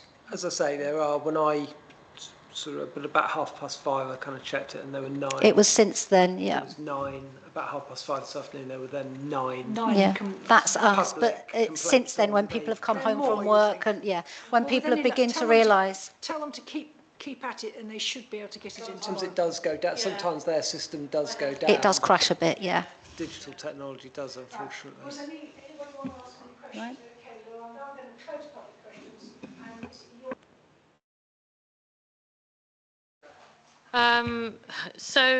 But what do we reckon? Are we going to say that we refer it back to the planning officer as a? What's the scheduling on it? That is if the officer goes, well, I'm not bothered about that, then you've not provided him with any material planning considerations. Okay. Well, and you may have missed your opportunity. Let's have a quick, the further information, the dates are usually there, aren't they? When do they, what are the dates?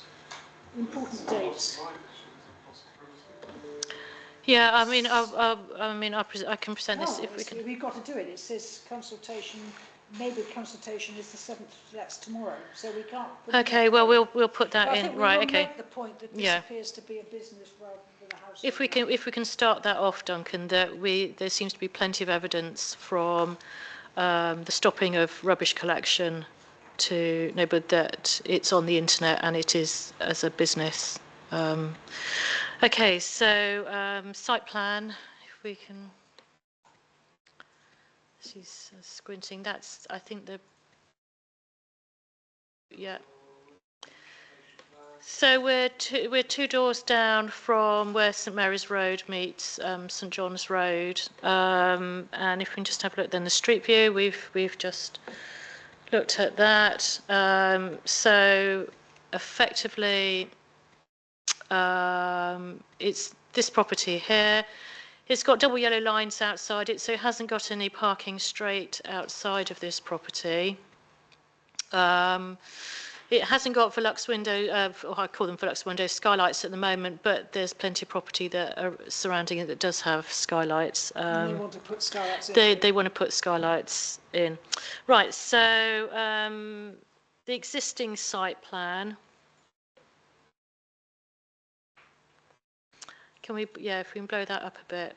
So that's all right. Yeah, yeah. So sort of like, you know, it's got, you know, this is the front here, St John's Road, and then we've got the back, and it's just at the moment got this extension out the back, and then this is, I think, squinting at it, this is decking area, isn't it, Duncan? Yeah, yeah.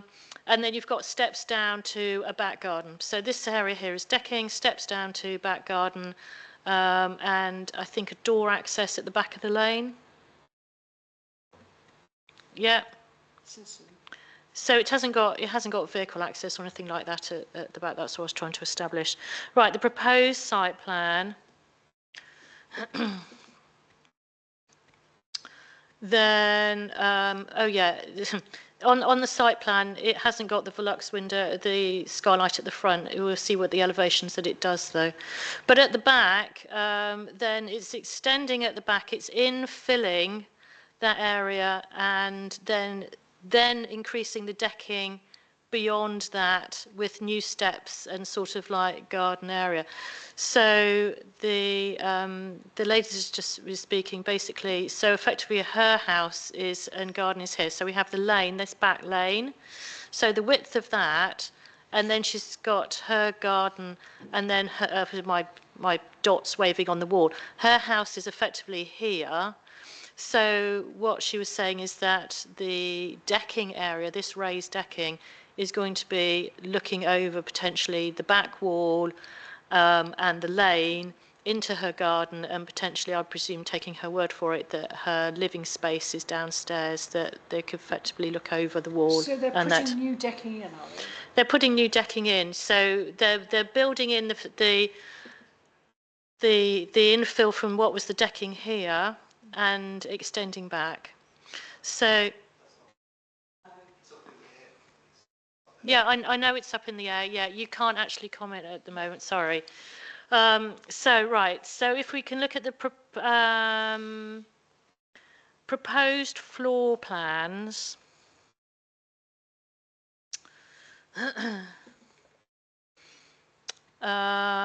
So we've got, this is coming in through the front door. And then you've got this big extension then that's coming out, which is going to be their living space then, with this decking area which is in the air effectively above it. So it's just sort of got, we'll look at the elevations in a minute, got storage on there. Then half of it is going to be flat roof with the skylights in over the kitchen. I think that's the kitchen area there, isn't it? And then they've got to have the like French windows out onto the decking then, which is going to be beyond. So we're sticking quite a way out from the neighbour's property on either side with the extension. So we're going to be start creating shading then.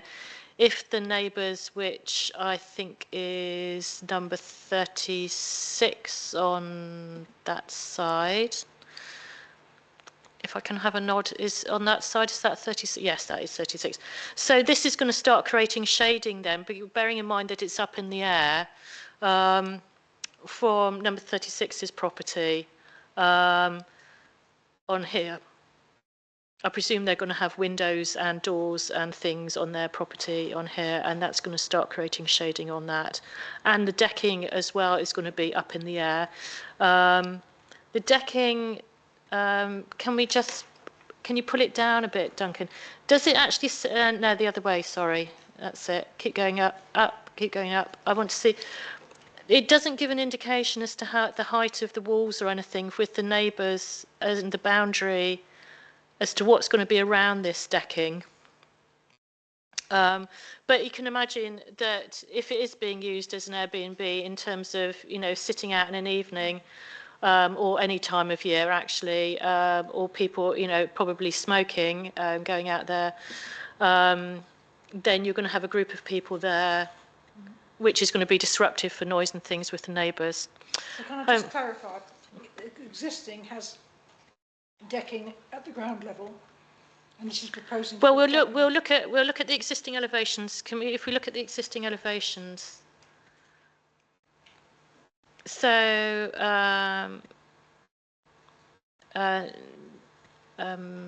can you raise it up, Duncan, so we can see? Yeah, that's it. Yeah. So at the moment, they currently do have a raised decking area. So that is there, but as you say, we can't, with like a room underneath it, it's like a storeroom underneath. But they don't have it raised on this side. The steps sort of like go up here, and there's a door here. It's sort of like it's a little bit confusing, really. And then if we look at the proposed elevation, then you can, so there's the two skylights at the front, which aren't on the proposed plan. And at the back, then they're putting like a dormer on with like a Juliet balcony. Then on this, and I think they've got a Juliet balcony here, and then this is the terrace they've got glass balustrade illustrated here with like concertina French windows, and then the storeroom underneath. So it is a big development, and you can see how then from the side how it's like infilled and really extended out the back. So this even though there are dormers already in existence, it is quite a big an extension out to the back, but only effectively it's increasing the living space, but only creating another bedroom. So at the moment it's down as a 3-bedroom property, and I think it's making it a 4-bedroom property. So of course then, if you're again letting it out for Airbnb, that's potentially 8 people, but we all know of young people booking Airbnbs that they'll just go and, have more people staying in there. Found the proposed plans very difficult. So what exactly is going on that's extra? Can we go?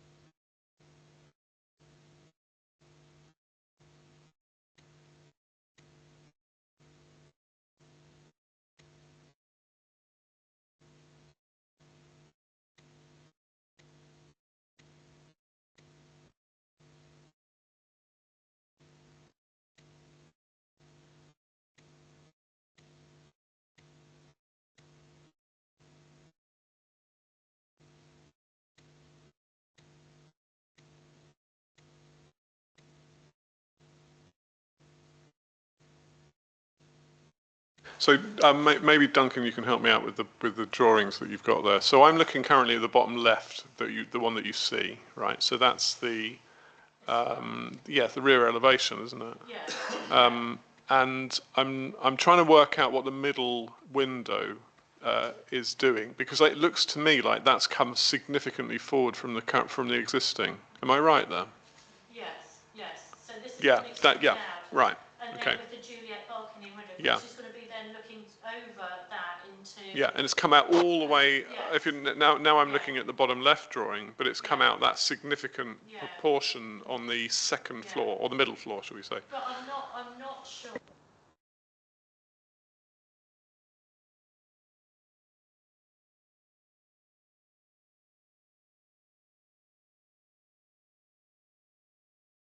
I think the point I'm making is that let's just concentrate on the middle floor.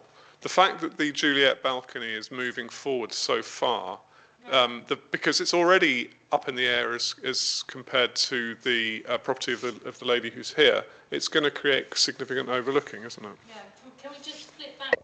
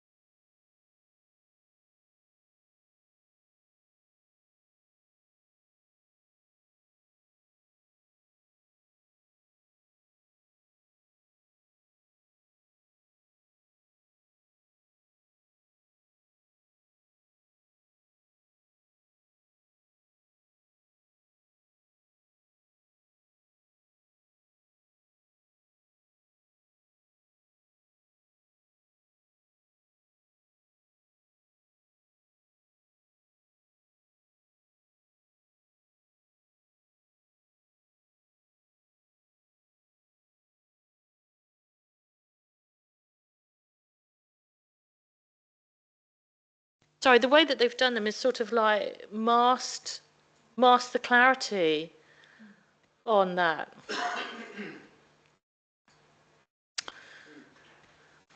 think that there's whatever we don't understand about these plans, I think there's a very clear overlooking of the house at St Mary's Road. There's overlooking. And the gardens. And the gardens to either There's side. overlooking, outlook, and shading. Absolutely. And the impact then of basically an overdevelopment of a building, really. Has Mr. Google done any photographs of that back lane? Or is it too... No, it's...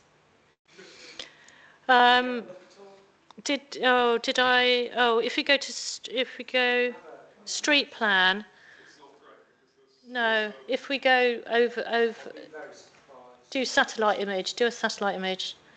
I'm trying to see if you click back on the... any precedent for building as... I mean, looking at the location, the site, the location... Yeah. They don't extend out. Yeah, it looks like it's going to be the first one too. There are that is significantly extending where none of the other houses are. Some of them have got small extension, but nothing like as big as this. Yeah. Because it's extending pretty well to the back lane, isn't it? Yeah. So I think again that's a sort of precedent. It's not detail. It's not. I think you can tell that it hasn't. The other adjacent houses have but I mean, look, extended back to the back. There it is, labelled holiday enterprise. There we go. Land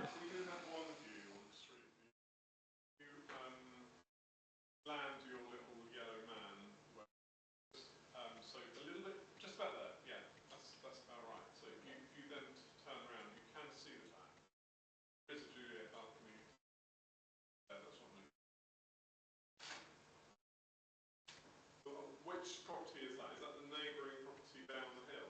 Sure. So is that 36? Okay. So where is 38 on that? Nearer us. It's behind that white building with the conservatory.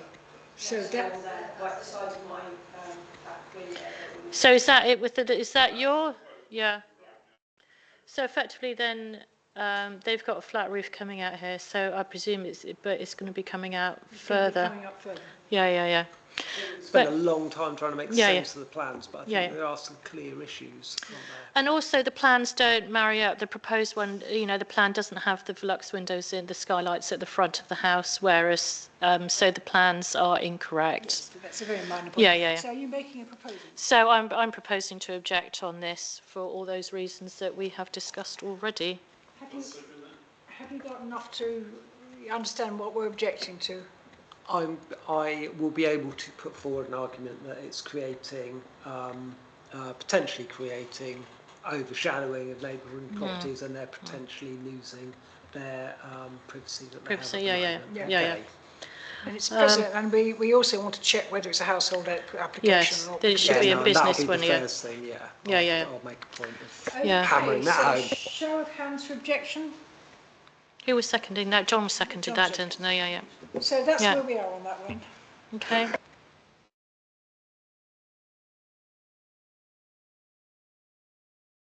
you very much for coming in. Right, it is now 10 to 8. Does anybody want, in fact, we're going to have to start, obviously going to have an extension. Does anyone want to have a break? I think we should press on. Yeah, we need to press on. Yeah. Cheers, guys. Okay, Bye. We did manage to get, we've only got through 4. Bye. Okay. So we now go back to the agenda. Are there any active consultations? There are not. So we did the consultation, we haven't actually seen it yet, the consultation on phase 1 of the active travel plan. What happened to that? Oh, that was submitted. I'll share that if you wish, but it basically if you could, it makes the point that we don't think that the road is wide enough. I mean, and the Beresford Hotel as well. I'll share the. If you could circulate, that'd be great. The second one, because I know the town team had done, but that response was actually to the response to the paper discussing at the presentation. So it wasn't a formal consultation. They were just discussing, and they didn't like it, but they went back and said, this is what we think about the design plans. They haven't finalised phase 2 plans yet.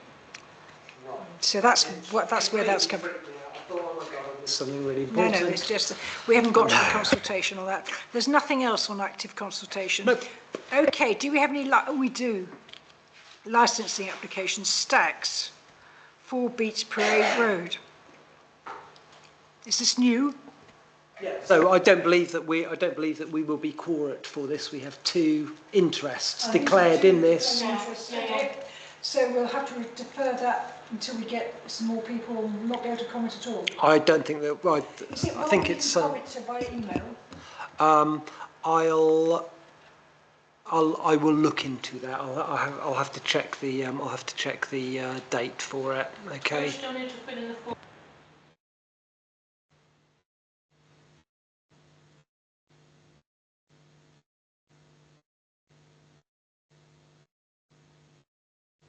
Yeah, that's right. So we first saw street trading consent granted for this trader, Pink Flamingo Ice Cream, back in 2020. At the time, we submitted a representation to ensure adequate litter bins and that the footpath wouldn't be obstructed. They operate in the lay-by on Esplanade Road.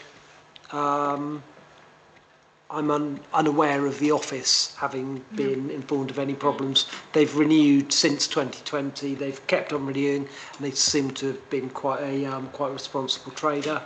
Okay, I propose no representation. Yeah, second that. Show of hands for no representation. Right, just discuss and make. There's nothing else on licensing. No. So discuss and making decisions on previous planning applications and land at former Paradise Cove Hotel. PA 24/07791, where they are attempting to discharge condition 2 again.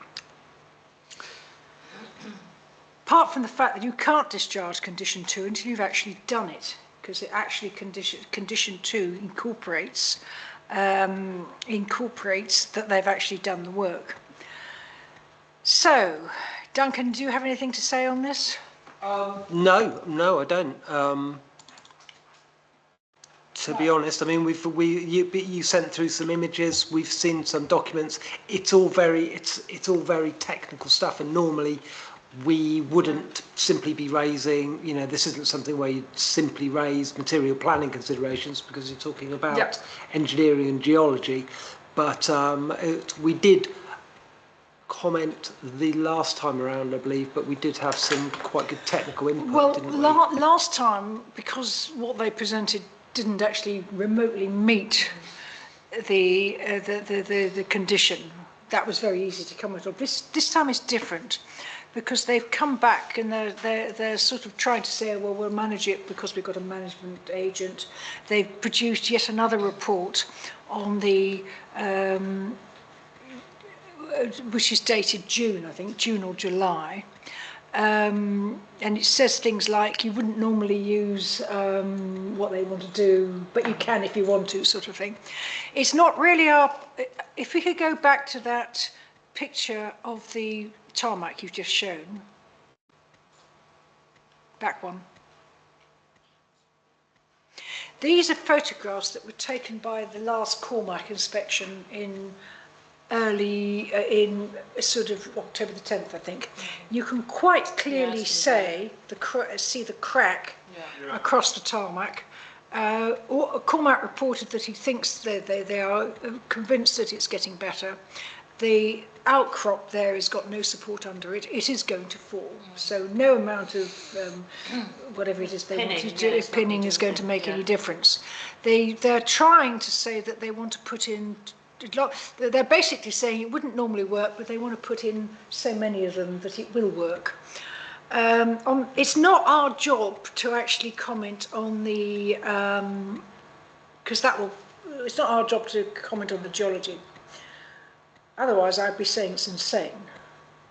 There is no risk management between the application to say that after the unprecedented falls after the last time they drilled into the cliff, there is no risk management to say, is there going to be a problem if we drill into the cliff? The report says things like drill very carefully at one point. But, I mean, I've got the gravest doubts that this will work. I think there is... It's probably... But it's probably not our role to say geologically this is madness. I'm sorry about that. However, I do think we ought to start talking about planning policies, because so far nobody has ever pointed out that this is a coastal change management area, that this is a 2007 application. It has so far completely ignored the coastal change management policies that are in the neighbourhood plan. And if you look at the Cornwall Council DPD, Cornwall Council DPD basically says you need to, they have some general statements, but if there are specific policies for the coastal change management area, then you should follow them.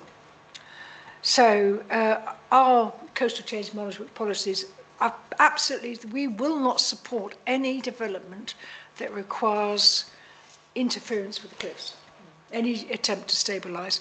So this application is in breach of the policies of the Newquay Neighbourhood Plan of the Coastal Change Management Area. I do not believe that a 15-year-old, or however many years it is now, has the right to totally override that. We did raise that, and they never answered us. We did raise it last time around, saying, is the follow-up record? Well, we appreciate that the original approval cannot be changed. That this second approval to interfere with the cliffs, we did not believe, is it protected from our plans? And we never got an answer to that. So I would like to actually propose that we object. I'll second that. That and then we adjust specifically on the, I think we should say we are relying upon the cliff specialists to report back, but we are aware of areas of weakness which are inevitably going to fall, whether they interfere with it or not. But specifically that this is a coastal change management area, and the proposals are in defiance of the policies to protect the coastal change management area. Be interesting to see what they said. I don't know if there's anything else we can say. Anybody else want to add anything? It is a real concern that they want to drill after the disaster of the first attempt to drill into the cliffs. It is a real concern that they are trying to do this. There is nothing in the proposal that has any protection, any sense that there could be a danger to drilling into the cliffs. Yeah. It's just mind-bogglingly. Do you want to do a quick vote for extra time, John? Yeah, sorry guys. Propose extra time for an hour. I'll second, yeah. John, pouring out, yeah, well done. So with this, and sort of like the new building is going to be within, looking at their proposal as to where the buildings are going to be, they're going to be within meterage of the cliff edge, I think, of what's being... Well, I'm not sure they are at the moment. They sort of talk about 10 metres, but the powers that be that are defining the 100-year danger line have been working on this for the whole year. Currently, the 6.8 metres that they propose is actually starting to count from mid-air because it's gone past the 100 metres, it's gone past the 100 years line anyway. We are anticipating, literally, they said in October they will be producing draft reports. They haven't done it, so it's taking a long time, but I think it's extremely unlikely that they will not be bringing it in. And I think at that point, this development will lie within the danger area. Yeah. But we can't say that. We can say we anticipate that it will lie within the danger area until they actually produce the new NSERM results. We can't actually say it is. So, I mean, the contractor says shall install the trial or preliminary rock anchors. So that, you know, the trialing of is just going to do more damage. They're not sure how to do it. In terms so of like the wrecks, yeah, they're going to. So they're risking what's left by trialing, you know, putting rock anchors in, which it's just going to, you know. So no. It is, our problem is that we are not the cliff specialists. And I know you provided a lot of geological data and a lot of to Cornwall Council, and we are going to have to rely, I think, upon, so our comments will not be, although I would say it's fair. Cliff specialist report. Yeah, well, they're saying they've done a cliff specialist report. Well, let's get but I mean, if you carry on with the photographs a moment, Duncan, because that is the carry on. That's what it looked like. Those are all coming from if you then carry on, right. The one on the left was done on the 26th, the 10th of October, I think. The one on the right was done last Sunday by me. And you can see that there is a real difference between the apron in which they provide. I think we can say this, that there is real evidence that since the report was written in June, there has been significant changes to the apron. There has been significant changes to the apron. Oh, where's the magic words? It's there. If you look here, the grass is still there. But that looks, there's been a massive fall. If you could just show us the next one, Duncan. Right. You can see there's a real change between, some of that has been swept out, but then when you look up here and there, the whole of that has washed down. It's not a fall, it is the apron disintegrating. And they're relying upon it. So you can see there's a real difference between those two photographs. And of course, what sits there and acts as a way of coastal defence, but it also acts as missiles by, if you're having increased storms and everything, waves throwing the rock at the cliff face to erode it more. Yeah. So, because there's too much small particles, I mean, it's not, you know, it's going to, the wave's not going to be throwing around the big boulder that's in the foreground, but the smaller boulders behind it, waves could easily then be throwing that at the cliff face and then potentially eroding it even more. And, you know, they're not, nobody's proposing of moving that material away. So effectively, they've created an unsafe beach for anyone to use. Yeah, but then what they're relying upon, I know they've done that, but what they're relying upon in their report is that this apron is making the cliff stable. Yeah. What I think we can say is the evidence is that The evidence is before our eyes. we can actually see that since they did their report that the apron is actually being washed away. Yeah. And I took some others about 2 weeks before this one, and it basically was full of rock. And of course, the tide came in and took them out. Yeah. So this is basically it's being eroded really quickly. Yeah. So are we going to proceed? Are we going to proceed to a vote? Do we have enough to carry on with this? I mean, I personally, it's mind-boggling, the logic. There is no logic here, and it's so depressing that this keeps coming back. Duncan, have you got something you can actually... I can write something to Mark Evans. I know they're not going to be hanging on our every word, but I think that the policy stuff is worth... I think it's worth actually sending them this picture to say, look at the difference. I think if we say we've got evidence that there's been more activity on the cliffs since the report was written, I think that we need to send them the pictures, if that's okay. Yes, that's fine. Okay, so these? I'll object. Seconder, thank you. Show of hands for objection. And if you can do... Yeah. Who took these pictures? Are these yours? I did. Right. No, the one on the left is from Cormac. Oh, right. But I did ask Councillor Fitter, who supplied it to me, and he said we could use it. The one on the right is mine. Okay. Motoring on.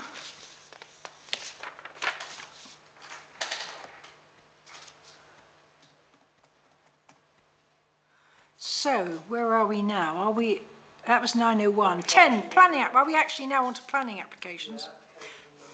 Application number 1. Who's doing that? That's me. I'm going to be...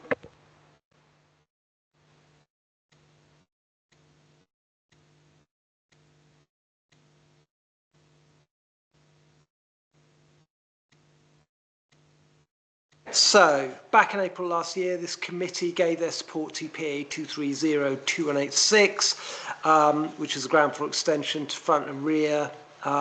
They are, let's think, they are making some changes to those approved plans. Very quickly start off with the location plan, just to remind ourselves of the site there, and we've got block plans. I really can't remember how these... I remember they had a huge garden at the back. Yeah. Where's Gresham House? Is it overlooking it down? Sorry, I should have brought that up on the map. I do apologise. Gresham Close. Ta-da!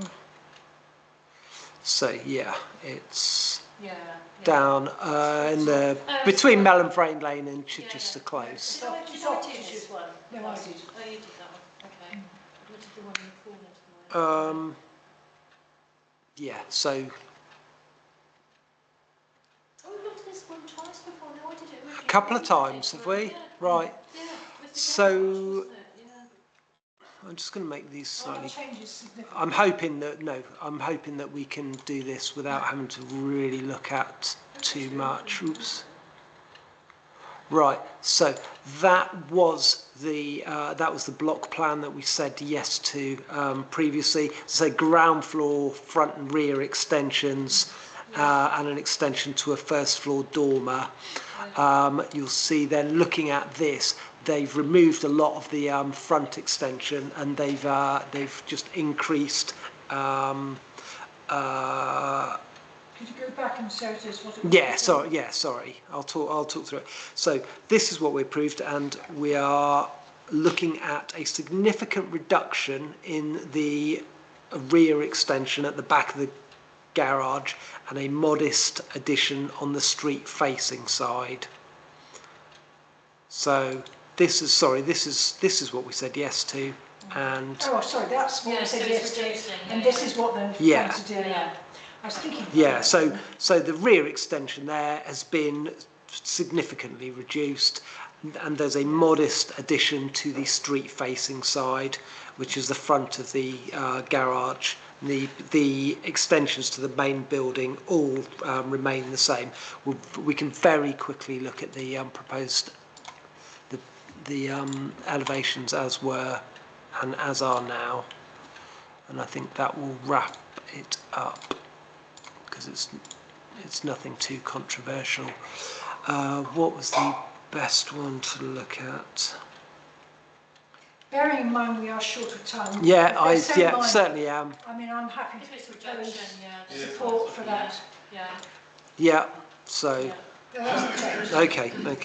Okay, so I propose support. Show of hands for support. Thank you. Sorry to cut you off. No, that's fine. Minimal change. Sorry, I'm trying to rush, and I'm probably. Who's your seconder? John. John. Right. Right. Number 2 we've done. Number 3, Atlantic Road. Oh, the change of use from. Right. More of a talking one, I would suggest, than plans, because it's a change of use. So we're not looking at. So effectively, St Petrock's are buying it. No. So first of all, as is stated in the planning statement, this address 12A, which is this one here, okay. This one does appear on Cornwall Council's HMO register as a 6-person HMO, which is managed and run by St Petrock's. Oh, it's currently St The Petrock's. reason, so it has done.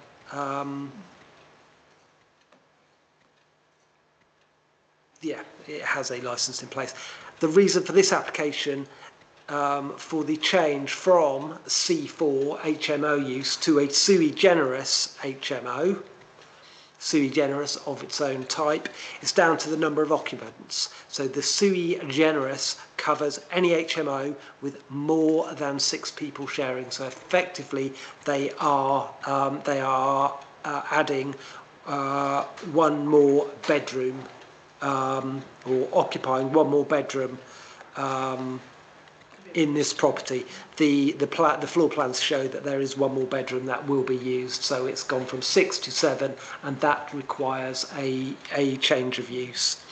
In terms of our HMOs policy, it's already an HMO, and it's not particularly. Atlantic Road isn't an area that's got particularly many in. Sorry, I should have shown Atlantic Road as well, really, shouldn't I? There's some around the corner in Mount Wise, but since it's already there. Yeah, so that's Atlantic Road. That's the location there.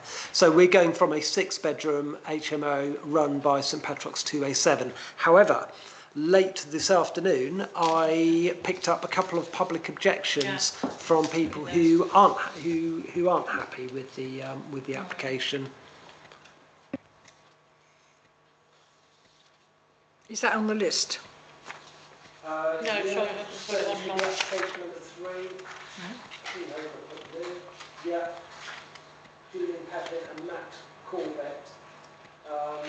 Cornwall Council's HMO team are quite happy with it, but these are people that are saying that they've had trouble with the tenants there. Well, it is a St Petrock's managed though, isn't it? So they're normally very good. Yeah. And to be honest, I think that's probably, if somebody is saying that they've been assaulted, I think that's probably we have to take that at face value. Obviously, we don't really know the ins and outs of that, and that's a police matter, not a planning matter. One of the problems he's saying that there's no upper limit. So is that true? So they can just extend it? I thought they had to get a licence from Cornwall Council. Yeah. They aren't just being given free rein to stuff like 15 people in there. They're going from 6 to 7. So if they wanted to go to 8, would they have to get another planning permission? well, they'd have to start putting in, they wouldn't need a change of use, but they would need to be sticking bits onto the building. Yeah. So it's not a free rein. So have St Petrock's recently got this? Is this? No. I'm not certain how long I'm not certain of how long it's been there. I was just looking at the, it says here that the licence was valid from the 25th of the 4th, 2024, but I don't know if that's like the most recent renewal of it, because we've certainly not seen an HMO application in the time I've been here, even for Atlantic Road. So I'm not certain. My gut feeling is that St Petrock's may have had this for a little while. Right. I think it's interesting the objector is saying that there's no management plan. But if it's run by St Petrock's, there's a very clear management plan because they have one. They manage their houses quite strictly.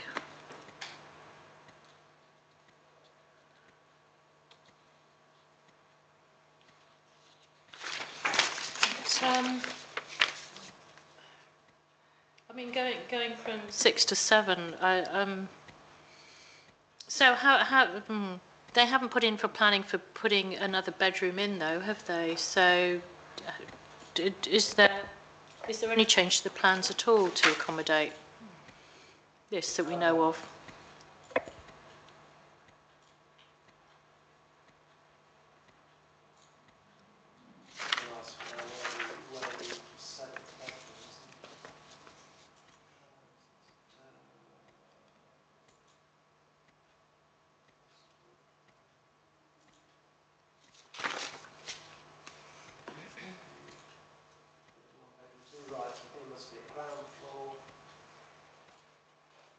Might literally be that everything was already there. They just had 6 Yeah. people in there and an HMO licence for Yeah. 6 people. So that's what I'm just wondering. So they're not changing the physicality indoors at all. So it could even be that The planning statement says the appearance of the property won't be changing as there are no external works.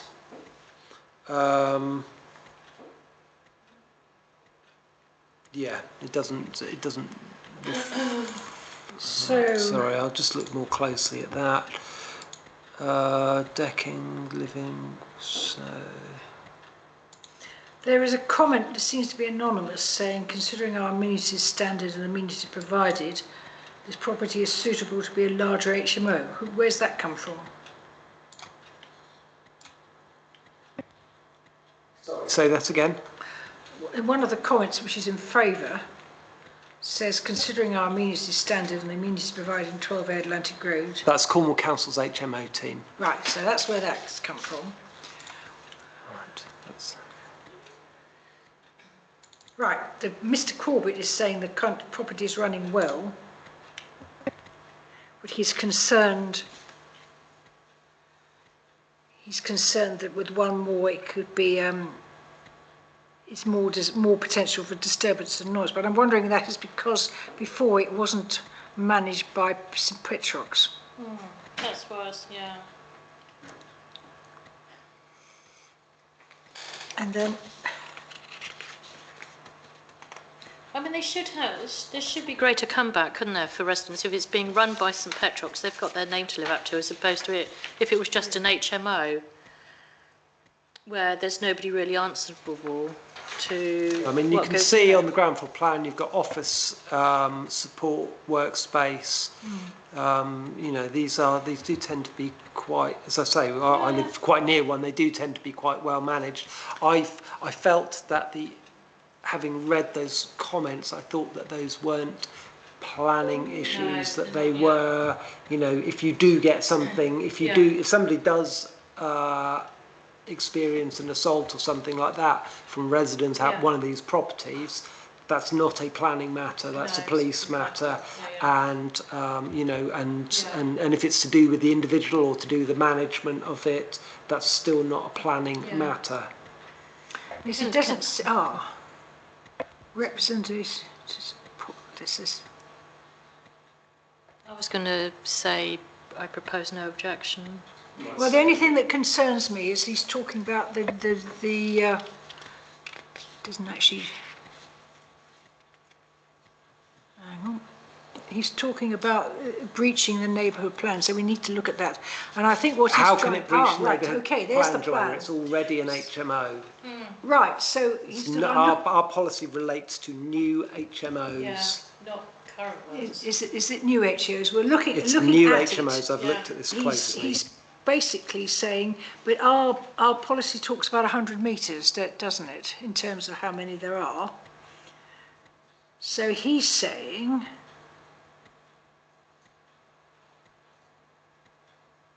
but they're nowhere near, because this is Atlantic Road. So he's saying there's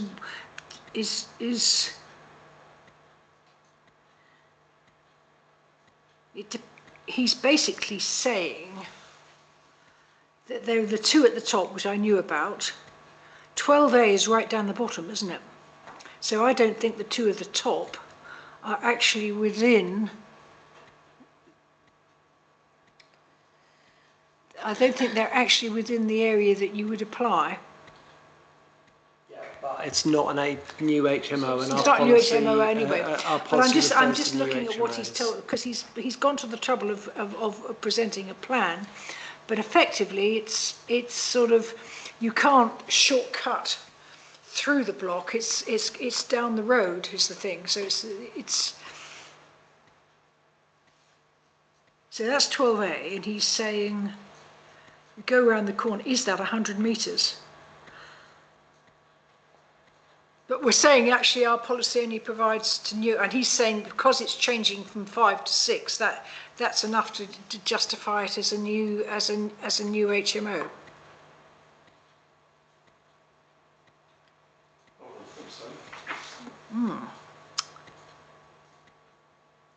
I think if it wasn't St Petrox, I would be very concerned. But because it's St Petrox, as the next door neighbour said, you know, while St Petrox are running, it's really quite well controlled.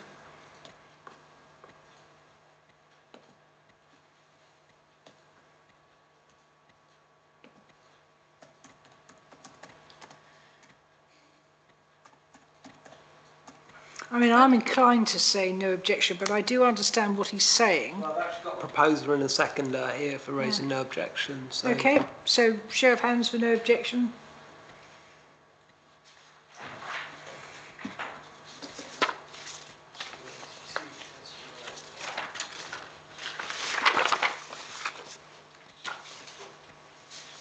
This one does have a comment of public support associated with that.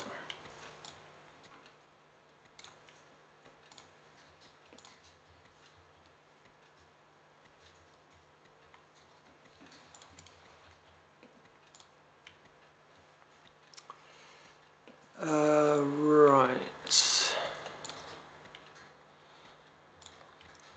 Yeah, 22 Chester Road. I'll just bring up the street scene quickly for that one. The keen-eyed amongst you will recognise this one. In August 2022, this committee objected to proposals for roof alterations and a rear extension in the rear garden. The rear garden, they were going to put a rear extension and lodges in the rear garden for use as Airbnbs. That was withdrawn.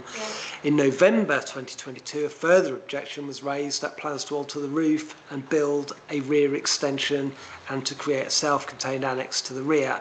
Amendments to this application resulted in no objection being raised by this committee, and these proposals were approved.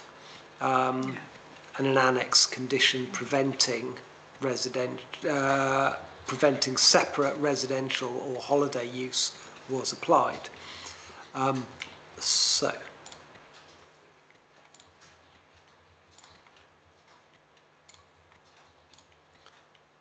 that's your location plan. That's the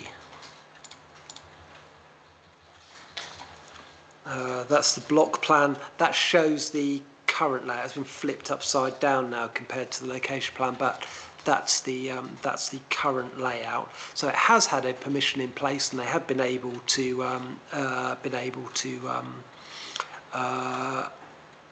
have an annex. The existing site plan. I was trying to figure out if the annex has been built, and I believe it has been, and I believe it's down the end of the garden there, and it does have conditions on it. So the proposed site plan. Oh, I need to rotate. I don't know why they did this. Rotate it, and there we go. So that's the existing plan. No, that's slightly bigger. That's the existing, and that's the proposal. So they've increased the footprint of what is currently the garage along the eastern boundary of the plot, which is the top of the drawing there. There's no mention of the annex within the current application, and as I say, I think that this is the annex down the bottom here. So that's the garage as is at the moment, and they are increasing the size of it, well, considerably. The elevations.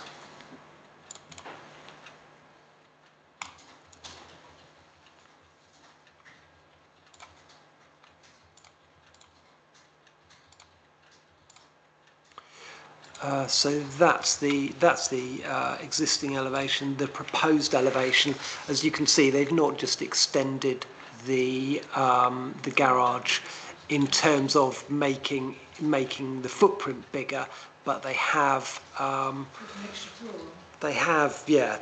increased the scale and mass really. So the north elevation, the top left there, is a double-storey extension, and I wrote in my notes, it almost, I started to write, it incorporates the existing house here, but then I sort of kind of decided it almost consumes the existing building, significantly increasing the mass and adding a little bit to the ridge height.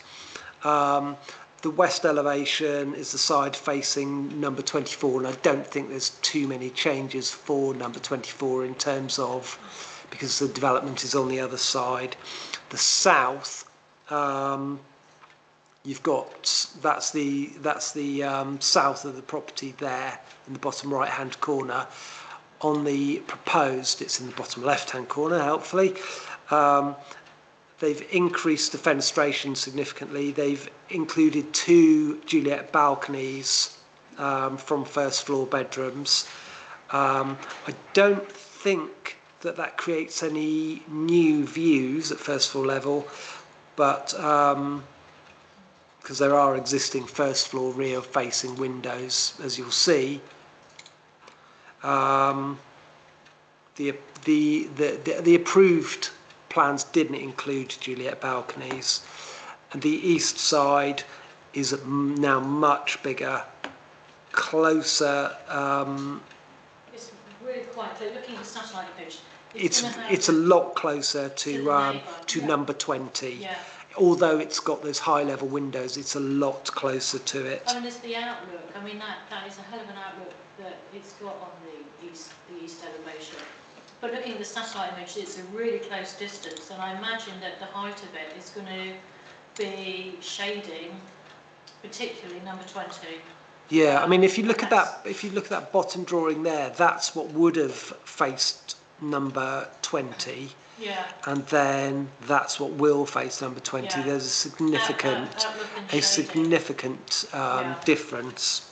Yeah. So the comment in support is that it's not from number 20, is it? Sorry, I don't know where the support. It doesn't say where the comment of support comes from. He's wished them good luck. It's from the people on number 20. No.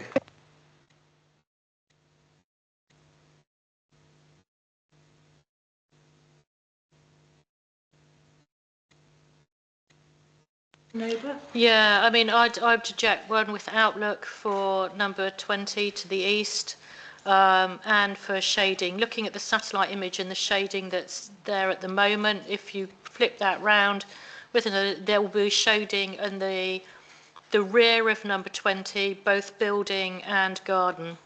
So we'll be talking about the amenity of the adjacent house.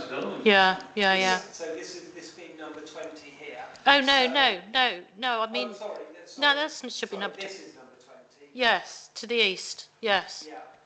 Yeah. The light coloured So, I mean, if you light can... coloured one is number 20. So number 20 is quite large. Number 20 is quite large. But if you can imagine, though, that's going to be that pitch roof is going to be up here. That, and they've got an extension at the back. So it's going to be, and that wall is going to be there. So could we object on the basis that they need to look at the amenity of number 20? And what we're saying is and if we object, they have to come back to us. Yeah. I'm not totally convinced that it's not possible, but I think it's sufficiently doubtful that because it's such a large extension that we need to have a proper check on the amenity next door. In terms of the sort of like the kind of rhythm and pattern of the street, are you happy that it follows they're all that or different, not? aren't they? Because number 20 is actually set forward. So and that's back. I mean, you know, the pitch roofs and everything. I mean, they're all different and individual. So it'll just be the impact on number 20. I think it's the impact for number 20. I don't think there is any pattern on the street. Anyway, I'll propose objection on that basis. Yeah, Just a show of hands to object on that basis. I wouldn't be surprised if they come back and say there's no problem. Yeah. But I think it's worth checking. Yeah, I think that's where we go. For 5. Yeah, hang on. Yeah, so PA 24/07772, 15A Manaus Way, replacement of flat roof, pitch roof to create room in the loft space and use single story back entrance. If we have looked at this before and objected as there was too much overbearing, I think. So if you have a look at the location plan, just to remind us.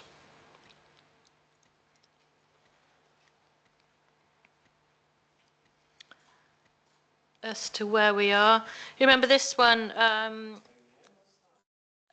It was the one with they were putting in this real lump at the top of the house, and it was going to create shading. And the little passage, the little lane goes down to the substation, and they had that as their car park. Do you remember that? Well, they've actually gone away and taken everything on board that we've said. So we're looking at a much more toned down version. So which is promising. So if we have the looking at the existing and proposed site plan, and if we can, so the existing is this side here. So remember, it's a single story flat roof extension to this property, but they are all separate properties. And this was like the backyard. And sorry, when you say they're separate properties, yeah, they're different ownership. Oh, I don't know about ownership. No. I think They're they could, but yeah. So we're looking at this one at the moment for developing. So what they're proposing then is to make this 2-story, to put a pitched roof on, and then knock out the walls. It does talk about supporting the walls and things there, John, before you have a little hissy fit, and just making the porch a bit bigger at the back here for the entrance, and then a staircase will go in. And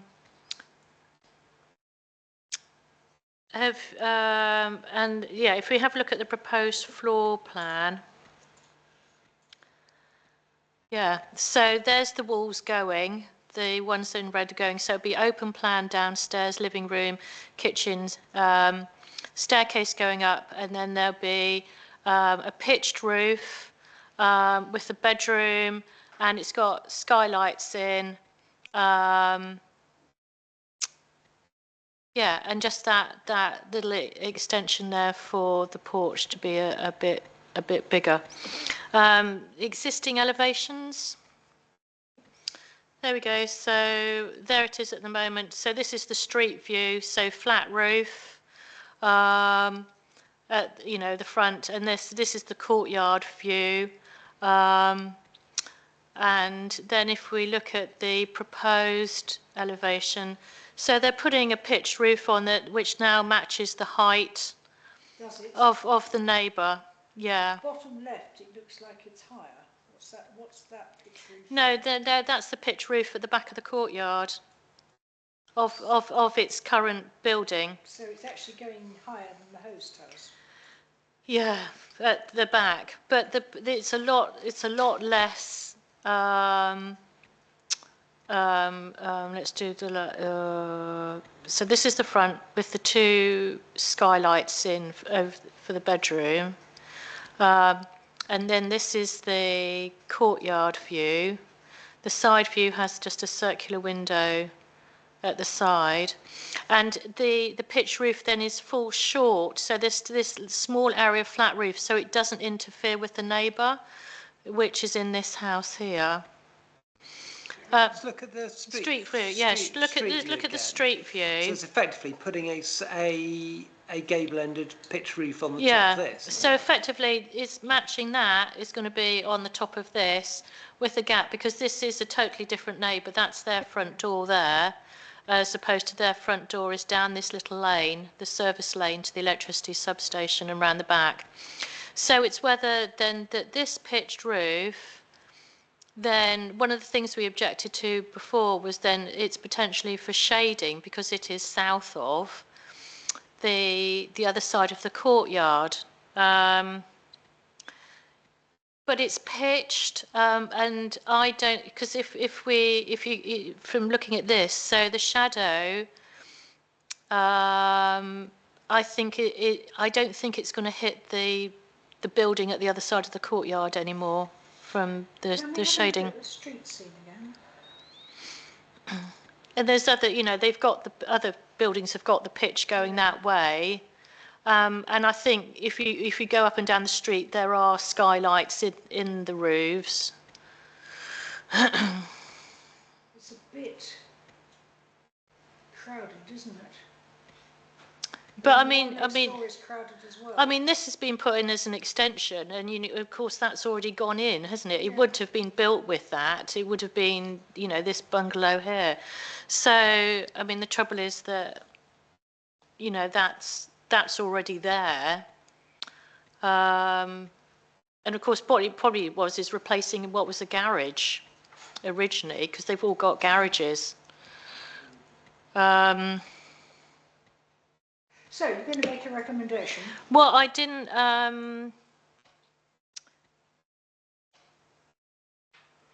Yeah, I think. But I was going to say actually no objection this time. Nobody's. I don't think commented in. The height's going to be that of the neighbour. Yes, it does look quite intense. I mean, if you go down the road, there is a space between the buildings. I wouldn't have passed that. So. Yes, I know, but it's there, isn't it? That's what I'm saying, is that it's really difficult. Can we just go? You did say that the shading might. You said you didn't think. So that's why I said about no objection. That I think we need to go back to the planning officer and check about that. There's the impact of shading and outlook for the property at the north side of the courtyard.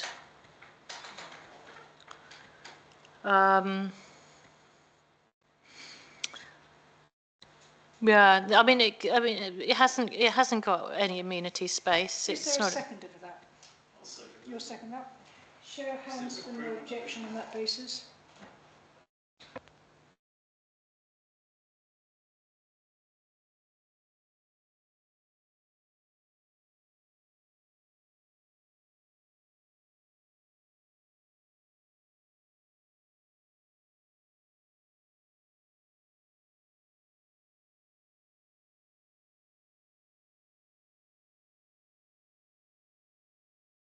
Abstained as opposed to voting against it. It's just, Although I noticed that you waited for my vote. No, So I was waiting.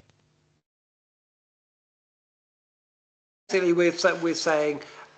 we're saying no objection subject to no shading and no loss of outlook on that building behind.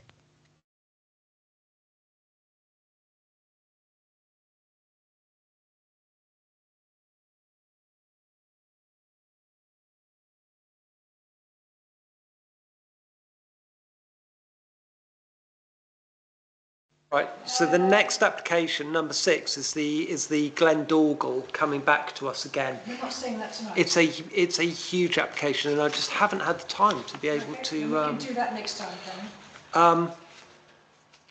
we? I've spoken to the officer, and he is happy for us to look at this at another time. I was hoping it would be next week, but I'll see if he's happy for it to be on the 20th, and perhaps it might be nice if the Andrew Beard and Seamus Redmond actually came to the meeting and helped us understand what is going on there. 4 meetings in a month. Could I just have a proposal just to carry that one forward? Proposed. second. Thank you. Yeah. Okay. I'm sorry, I just didn't.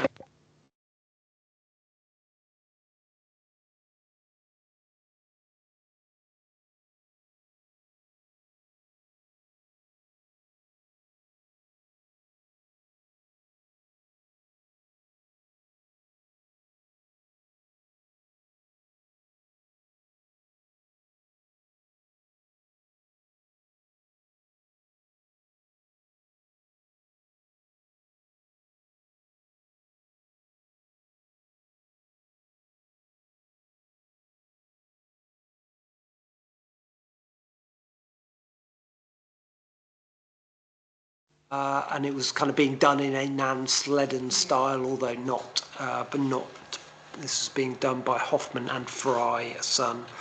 Do we know what the changes are? Yeah, I'm trying to remember what they are. Right, let's just have we might have to quickly go through these drawings, but I'll try and make it as quick as possible. Right, so that was the application site. So if you just have a look here, it's this land around the bottom of this is Gusty View house here, and it's this land around the bottom. Sorry, I've got a few to get rid of there. I've not closed those. Bear with.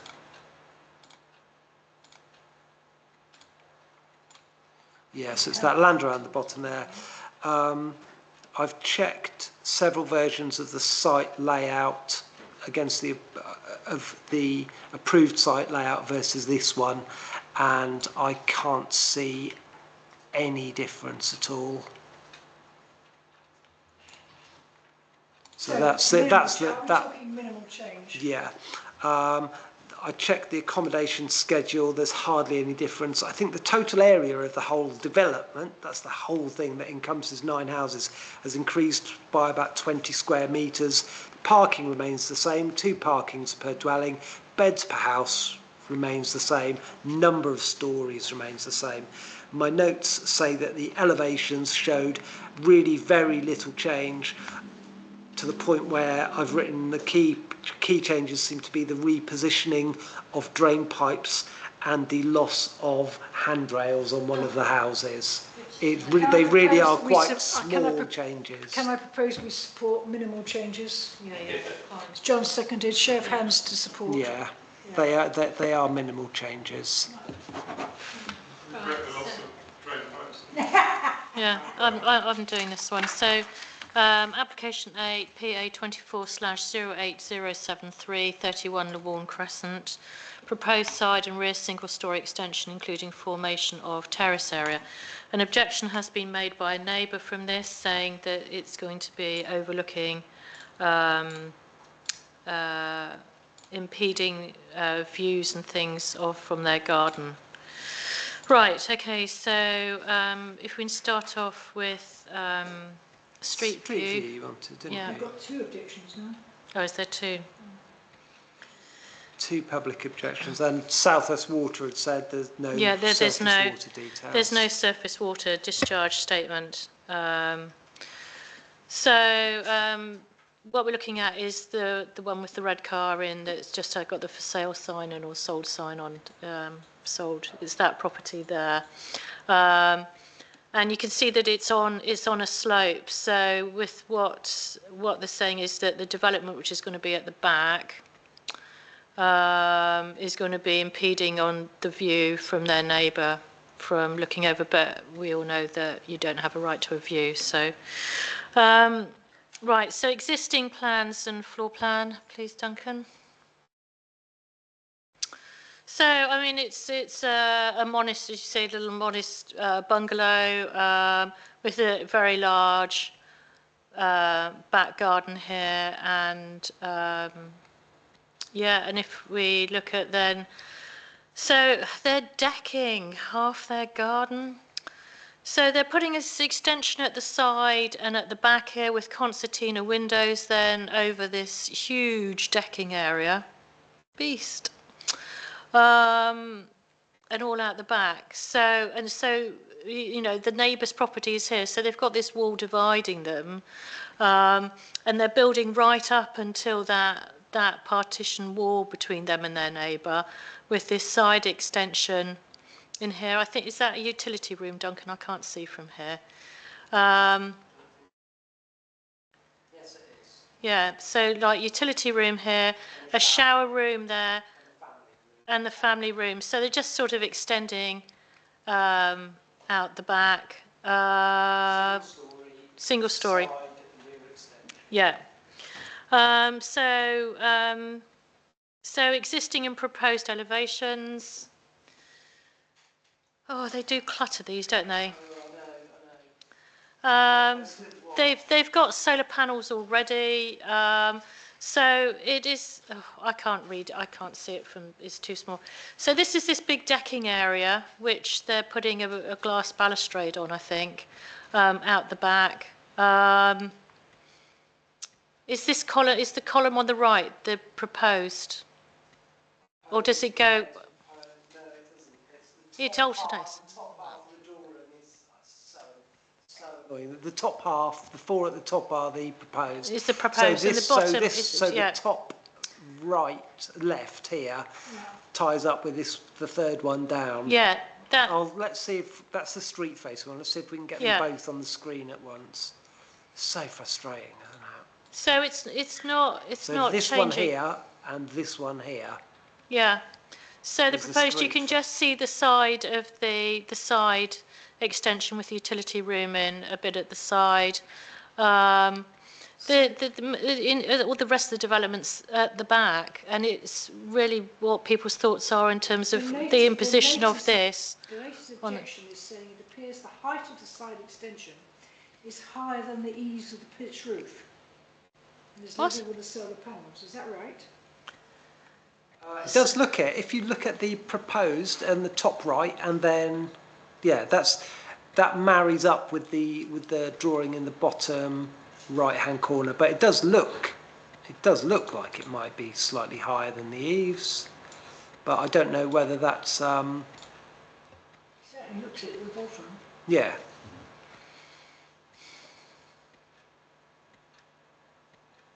Yes, it does, but you know whether that's a reason to turn something down, I don't know. That's more the. So is that going to be a case of outlook then?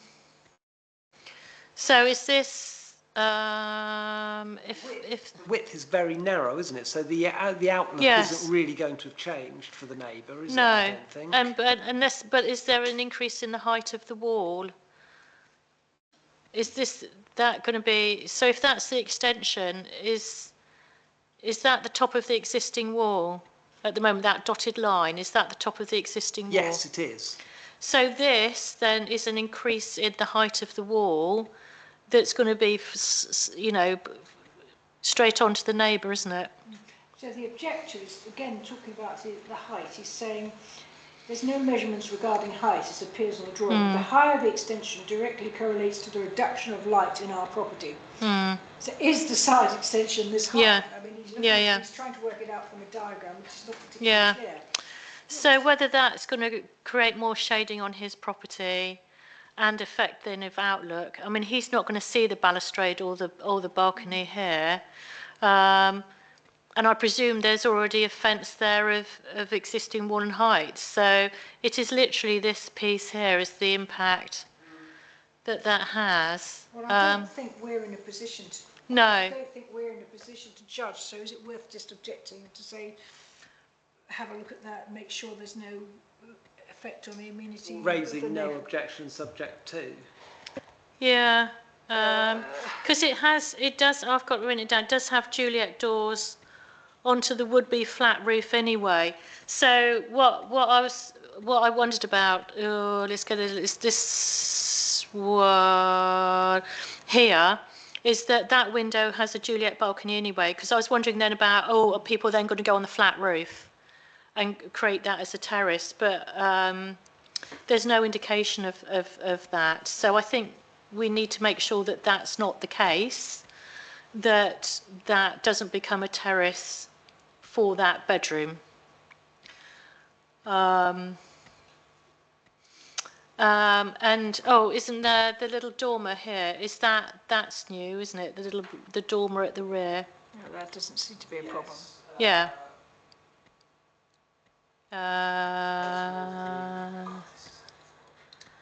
North. Is it? Can we? Yeah. We move Yeah. So, do you think it would be better to go no objection subject to? No objection. Yes, absolutely. Yes. No objection. I'm happy to propose. Oh, did you propose no objection? No, I didn't. Oh right. I'll propose no objection. Planning with planning officer, then checking for shadowing and on the adjacent neighbours. On the adjacent neighbours and overlooking, and it needs a southwest water discharge statement Okay, too. so show of hands for no objection. I think John was. He's now.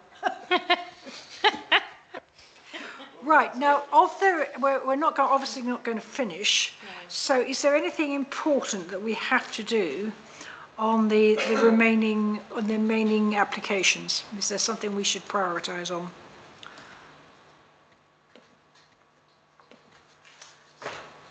The tower garage is very a big. massive. I mean, I can show you very quickly. I can give you an impression of that. How long? What do we have to get that one done? Can we? We started the meeting at 4 minutes past, so we've got 5 minutes more than we thought. So yeah, we've effectively got 13, 12 minutes to look at it. I think that I can convey that application in that time. So what else have we got? Hang on a minute. We've got tar garage. We've got we can't do 10. Well, at least I don't think we can. It's right opposite me, so I think I have to declare an interest. I don't know. I was going to sit here and not say anything, but we won't be core then for you. So exactly. No. Galton we've done. 21 Mellowvane Lane doesn't look too important. We've done 13, we've done 14. So yes, I think the tar garage is the most important of the ones to go. Right, okay. We know where the tower garage is, don't we, on Tower Road? So here it is. So I'm going to start off just with I would say that there is a lengthy public objection from what I believe are the residents up here, the O'Briens, and they are concerned about the impact to the residential amenity of their flat. They have quoted policy E1, which is the loss of an employment site. Looks like the planning portal has crashed. And they feel like the development is out of scale with its surroundings. You will be the judge of that. But it's quite a lengthy, quite articulate objection. So the planning statement says this proposal relates to the demolition of the existing buildings and surrounding parking area associated with tower garage business. which is to cease to trade, to be replaced with a mixed-use development that will provide 3 commercial units within the ground floor space and a total of 12 units within the first and second floor spaces. We'll compare the block plans to start with, just to give you the that gives quite a good flavour of the application. And then we've got some, I think we've got some quite good 3D images of what we're looking at. We're not going to worry too much with the existing stuff, but that's your block plan as is at the moment. This is the proposed, so it's quite a hefty development. The proposed, I'm just going to make that. Is that going to make that slightly larger? No, it just doesn't want to. Right, so it shows the two proposed buildings. The main building, which runs along the north of the site. This building's spread over 3 stories. Ground floor level, you've got 3 commercial units. First and second floor, each are a mirror of each other.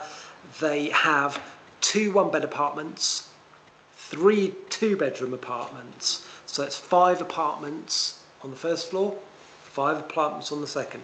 So the total of 10 apartments here. 3 commercial units, 5 apartments, 5 apartments. The coach house runs along the bottom, the south, the bottom of the drawing. Similar footprint to the existing workshop that's there. This building is also spread over 3 stories. At ground floor, you have 5 parking spaces and a lobby entrance to the residential units above. There's also a secure surf store and shower. Floors 1 and 2 are occupied by a pair of 2-bed duplex units, so effectively like a 2-storey house as an apartment, sitting on top of these car parks next to each other.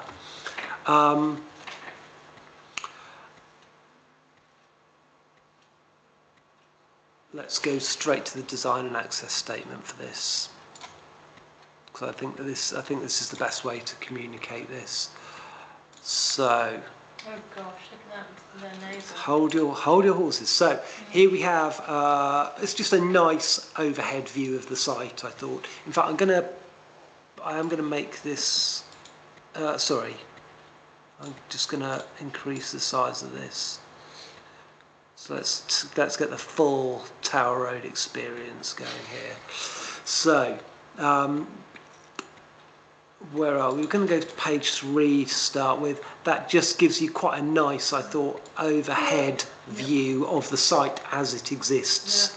As seen quite recently. Mr. Where they're complaining from? Those 3 windows. So I think it's over. I think it's this one here. I'm not entirely certain, but I think it's this one. This one here. It's possible that it might be the building behind. I'm not 100% certain. But Mr. O'Brien has significant concerns that it's going to affect their house. He gives quite a nice little potted history of the site, in fact, but we haven't got time to dwell on it, unfortunately. Page 5 gives us what I thought was quite a nice sort of a comparable view to page 3 of what the site would look like from that sort of angled overhead view. Page 6 gives us the proposed west view, so the Tower Road view, if you like, of the main building. Okay. Page 7 gives us a view of the building from Hope Terrace. So Tower Road is running up and down there, and this is Hope Terrace coming along. Yeah, you happy with that? Yeah.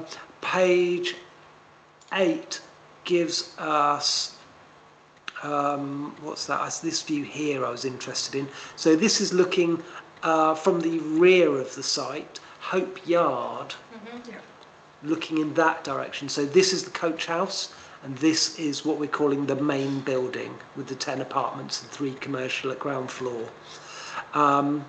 Page 9, this is a view from Hope Terrace, and you can see here the commercial units along the bottom. This space here is a little bit like the Sutherland one. That's the vehicular access for residents parking. It's in the courtyard, I presume, in between the two buildings? There's courtyard in between the two buildings, And yeah. how many parking places are they providing? They are proposing 12 parking spaces. With the mix of properties, 1 and 2 bedrooms, my estimation said that they would need 20 to meet H4, so they are well short. Well, sure. Page 11 gives you just quite a nice 3D image. I think this one's intended to show us the cladding, composite panels, various different materials that will be finishing the building. And then another useful diagram was it that one? Yeah, this one here. This just shows you, I showed you a minute ago, the vehicular access. So this is Tope Terrace, this is the vehicular access. There's pedestrian access alongside. It looks as if they're shared to me. There's an existing dropped curb there apparently. And then this existing drop curb here is supposed to be parking for the commercial units, although obviously I don't know how many that's going to be. There is not many, yeah. The pre-app had proposed 2 retail units. The officer wanted more than that. And yeah, they wanted a development that avoids significant neighbour impacts and assimilates into the townscape. And this is what the applicant has come back with after the pre-app. So you have about 4 minutes, 5 minutes in which to decide if this does meet those standards that the officer asked for. If that is what the neighbour is complaining quite vociferously about, he's got blank walls and people overlooking all the rest of it. So they don't seem to have. I mean, I quite like the idea of having commercial units with residential. We do have a housing crisis. Yeah. Then they're not bad. I mean, we're getting used to these 3-storey townhouses. Yeah. Joe. Are we going to address H4?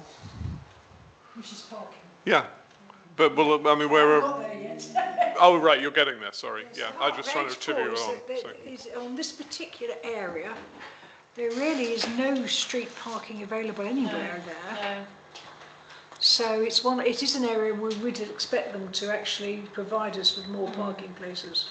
I mean, it's half what we need, right? Yeah, what, 2/3? Yeah, a little more than half. I don't think I would turn it down on that alone, but with the comments from the neighbour, I think it could do with a bit more looking at, quite frankly. Yeah. It's a big area, but it's quite a large, imposing building. It's compared to the small buildings by it. And Another comment that was made in the pre-app was that the applicants would need to reconcile the need to secure appropriate standards of residential amenity within an area of parking restraint. Yeah, so he's picked up on the parking as well. So I mean, I think... I think this is such a big development that if we objected, we would just get a bit more focus on we need to on our discuss it longer, concerns. we just haven't got, yeah. I think on this basis, I would say that we've got concerns with the effect on the immediate neighbour, with the street scene. Although we welcome the development, yes, I think welcome the development and the commercial units, because otherwise we wouldn't accept it at all without commercial units. We've got concerns about the effect on the immediate neighbour. We've got concerns on the street scene, and we've got concerns on the fact that parking in an area where there is no parking. Is that this is actually quite, they really need to provide more parking. So on that basis I would propose objection, and I would hope that they would come back with a resolution. I don't think they've ticked the boxes that they were asked to in the pre-app. So Yeah. I don't think we're barking up the wrong tree here. Yeah. Okay, Is there so anything else? Joanna and Joe, I'll second you've it. seconded it. I've already got. Yeah. Thank I've already you. seconded it. Yeah. Show of hands to object. Yeah, we've done that. But we're not against the principle of development here. No. Merely, No. Yeah. merely. Right, so we've literally got about 2 minutes. Is there any point, is there anything really quick we can do? What have we got left? We don't haven't want got to time rush. to do any of the applications. Wouldn't be doing it justice. We haven't No, got we time wouldn't. to So do I- any of the How many applications. have we got left to do? We've got 21 Melloverane Lane, we haven't done that. We've done the Godolphin Arms. We've got 33 Pentile Crescent, Yes, I've- which is difficult for us. And we've got Glen Dorgal, Um, And the Glendorgal. yes, which is, we were not going which to do we it. said that we would Yeah. kick down So the road. effectively, we're missing 2 because we were never going to do Glendorgal. So I don't want to have another meeting. I mean, we're literally going meeting every week, and I think that's too much stress. it's And I'm very grateful for everybody showing up tonight. I am as well. And for you. Yeah. So I think if we could go back for the 3 missing ones and say, can we have a fortnight stay of execution? I'll ask for extensions for those, yeah. Yeah. Do you know what we've got coming in 2 weeks? Have we already It's got? not looking bad. Okay, Right. But okay. don't say it loudly. Okay. I think you should broadcast that in the recording. They all rush in. But I mean, it was a particularly heavy, We have no choice, it is what it is. Yeah, yeah. Let's, It wasn't just a number. As Jacob described them, chunky applications. They were, and with 4 different sets and of with representatives. 4, I mean, that adds an hour onto any meeting, doesn't it? Yeah. Yeah. I would just draw your attention to one of the Weekly decisions. weekly decisions, Yes, which I've was just seen. refused, Yeah. which I think we could be. Do you want 31 Pentar Avenue, the extension of the block by a further 3 apartments. Do you remember on the corner? It was a very cheeky. Yeah. And rejected that's that, did it's you? been refused. Yeah.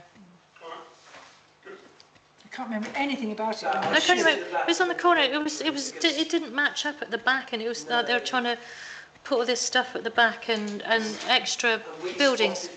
Yeah. Oh, yes, I'm thinking Yeah, it's of course, Tracy. Yeah.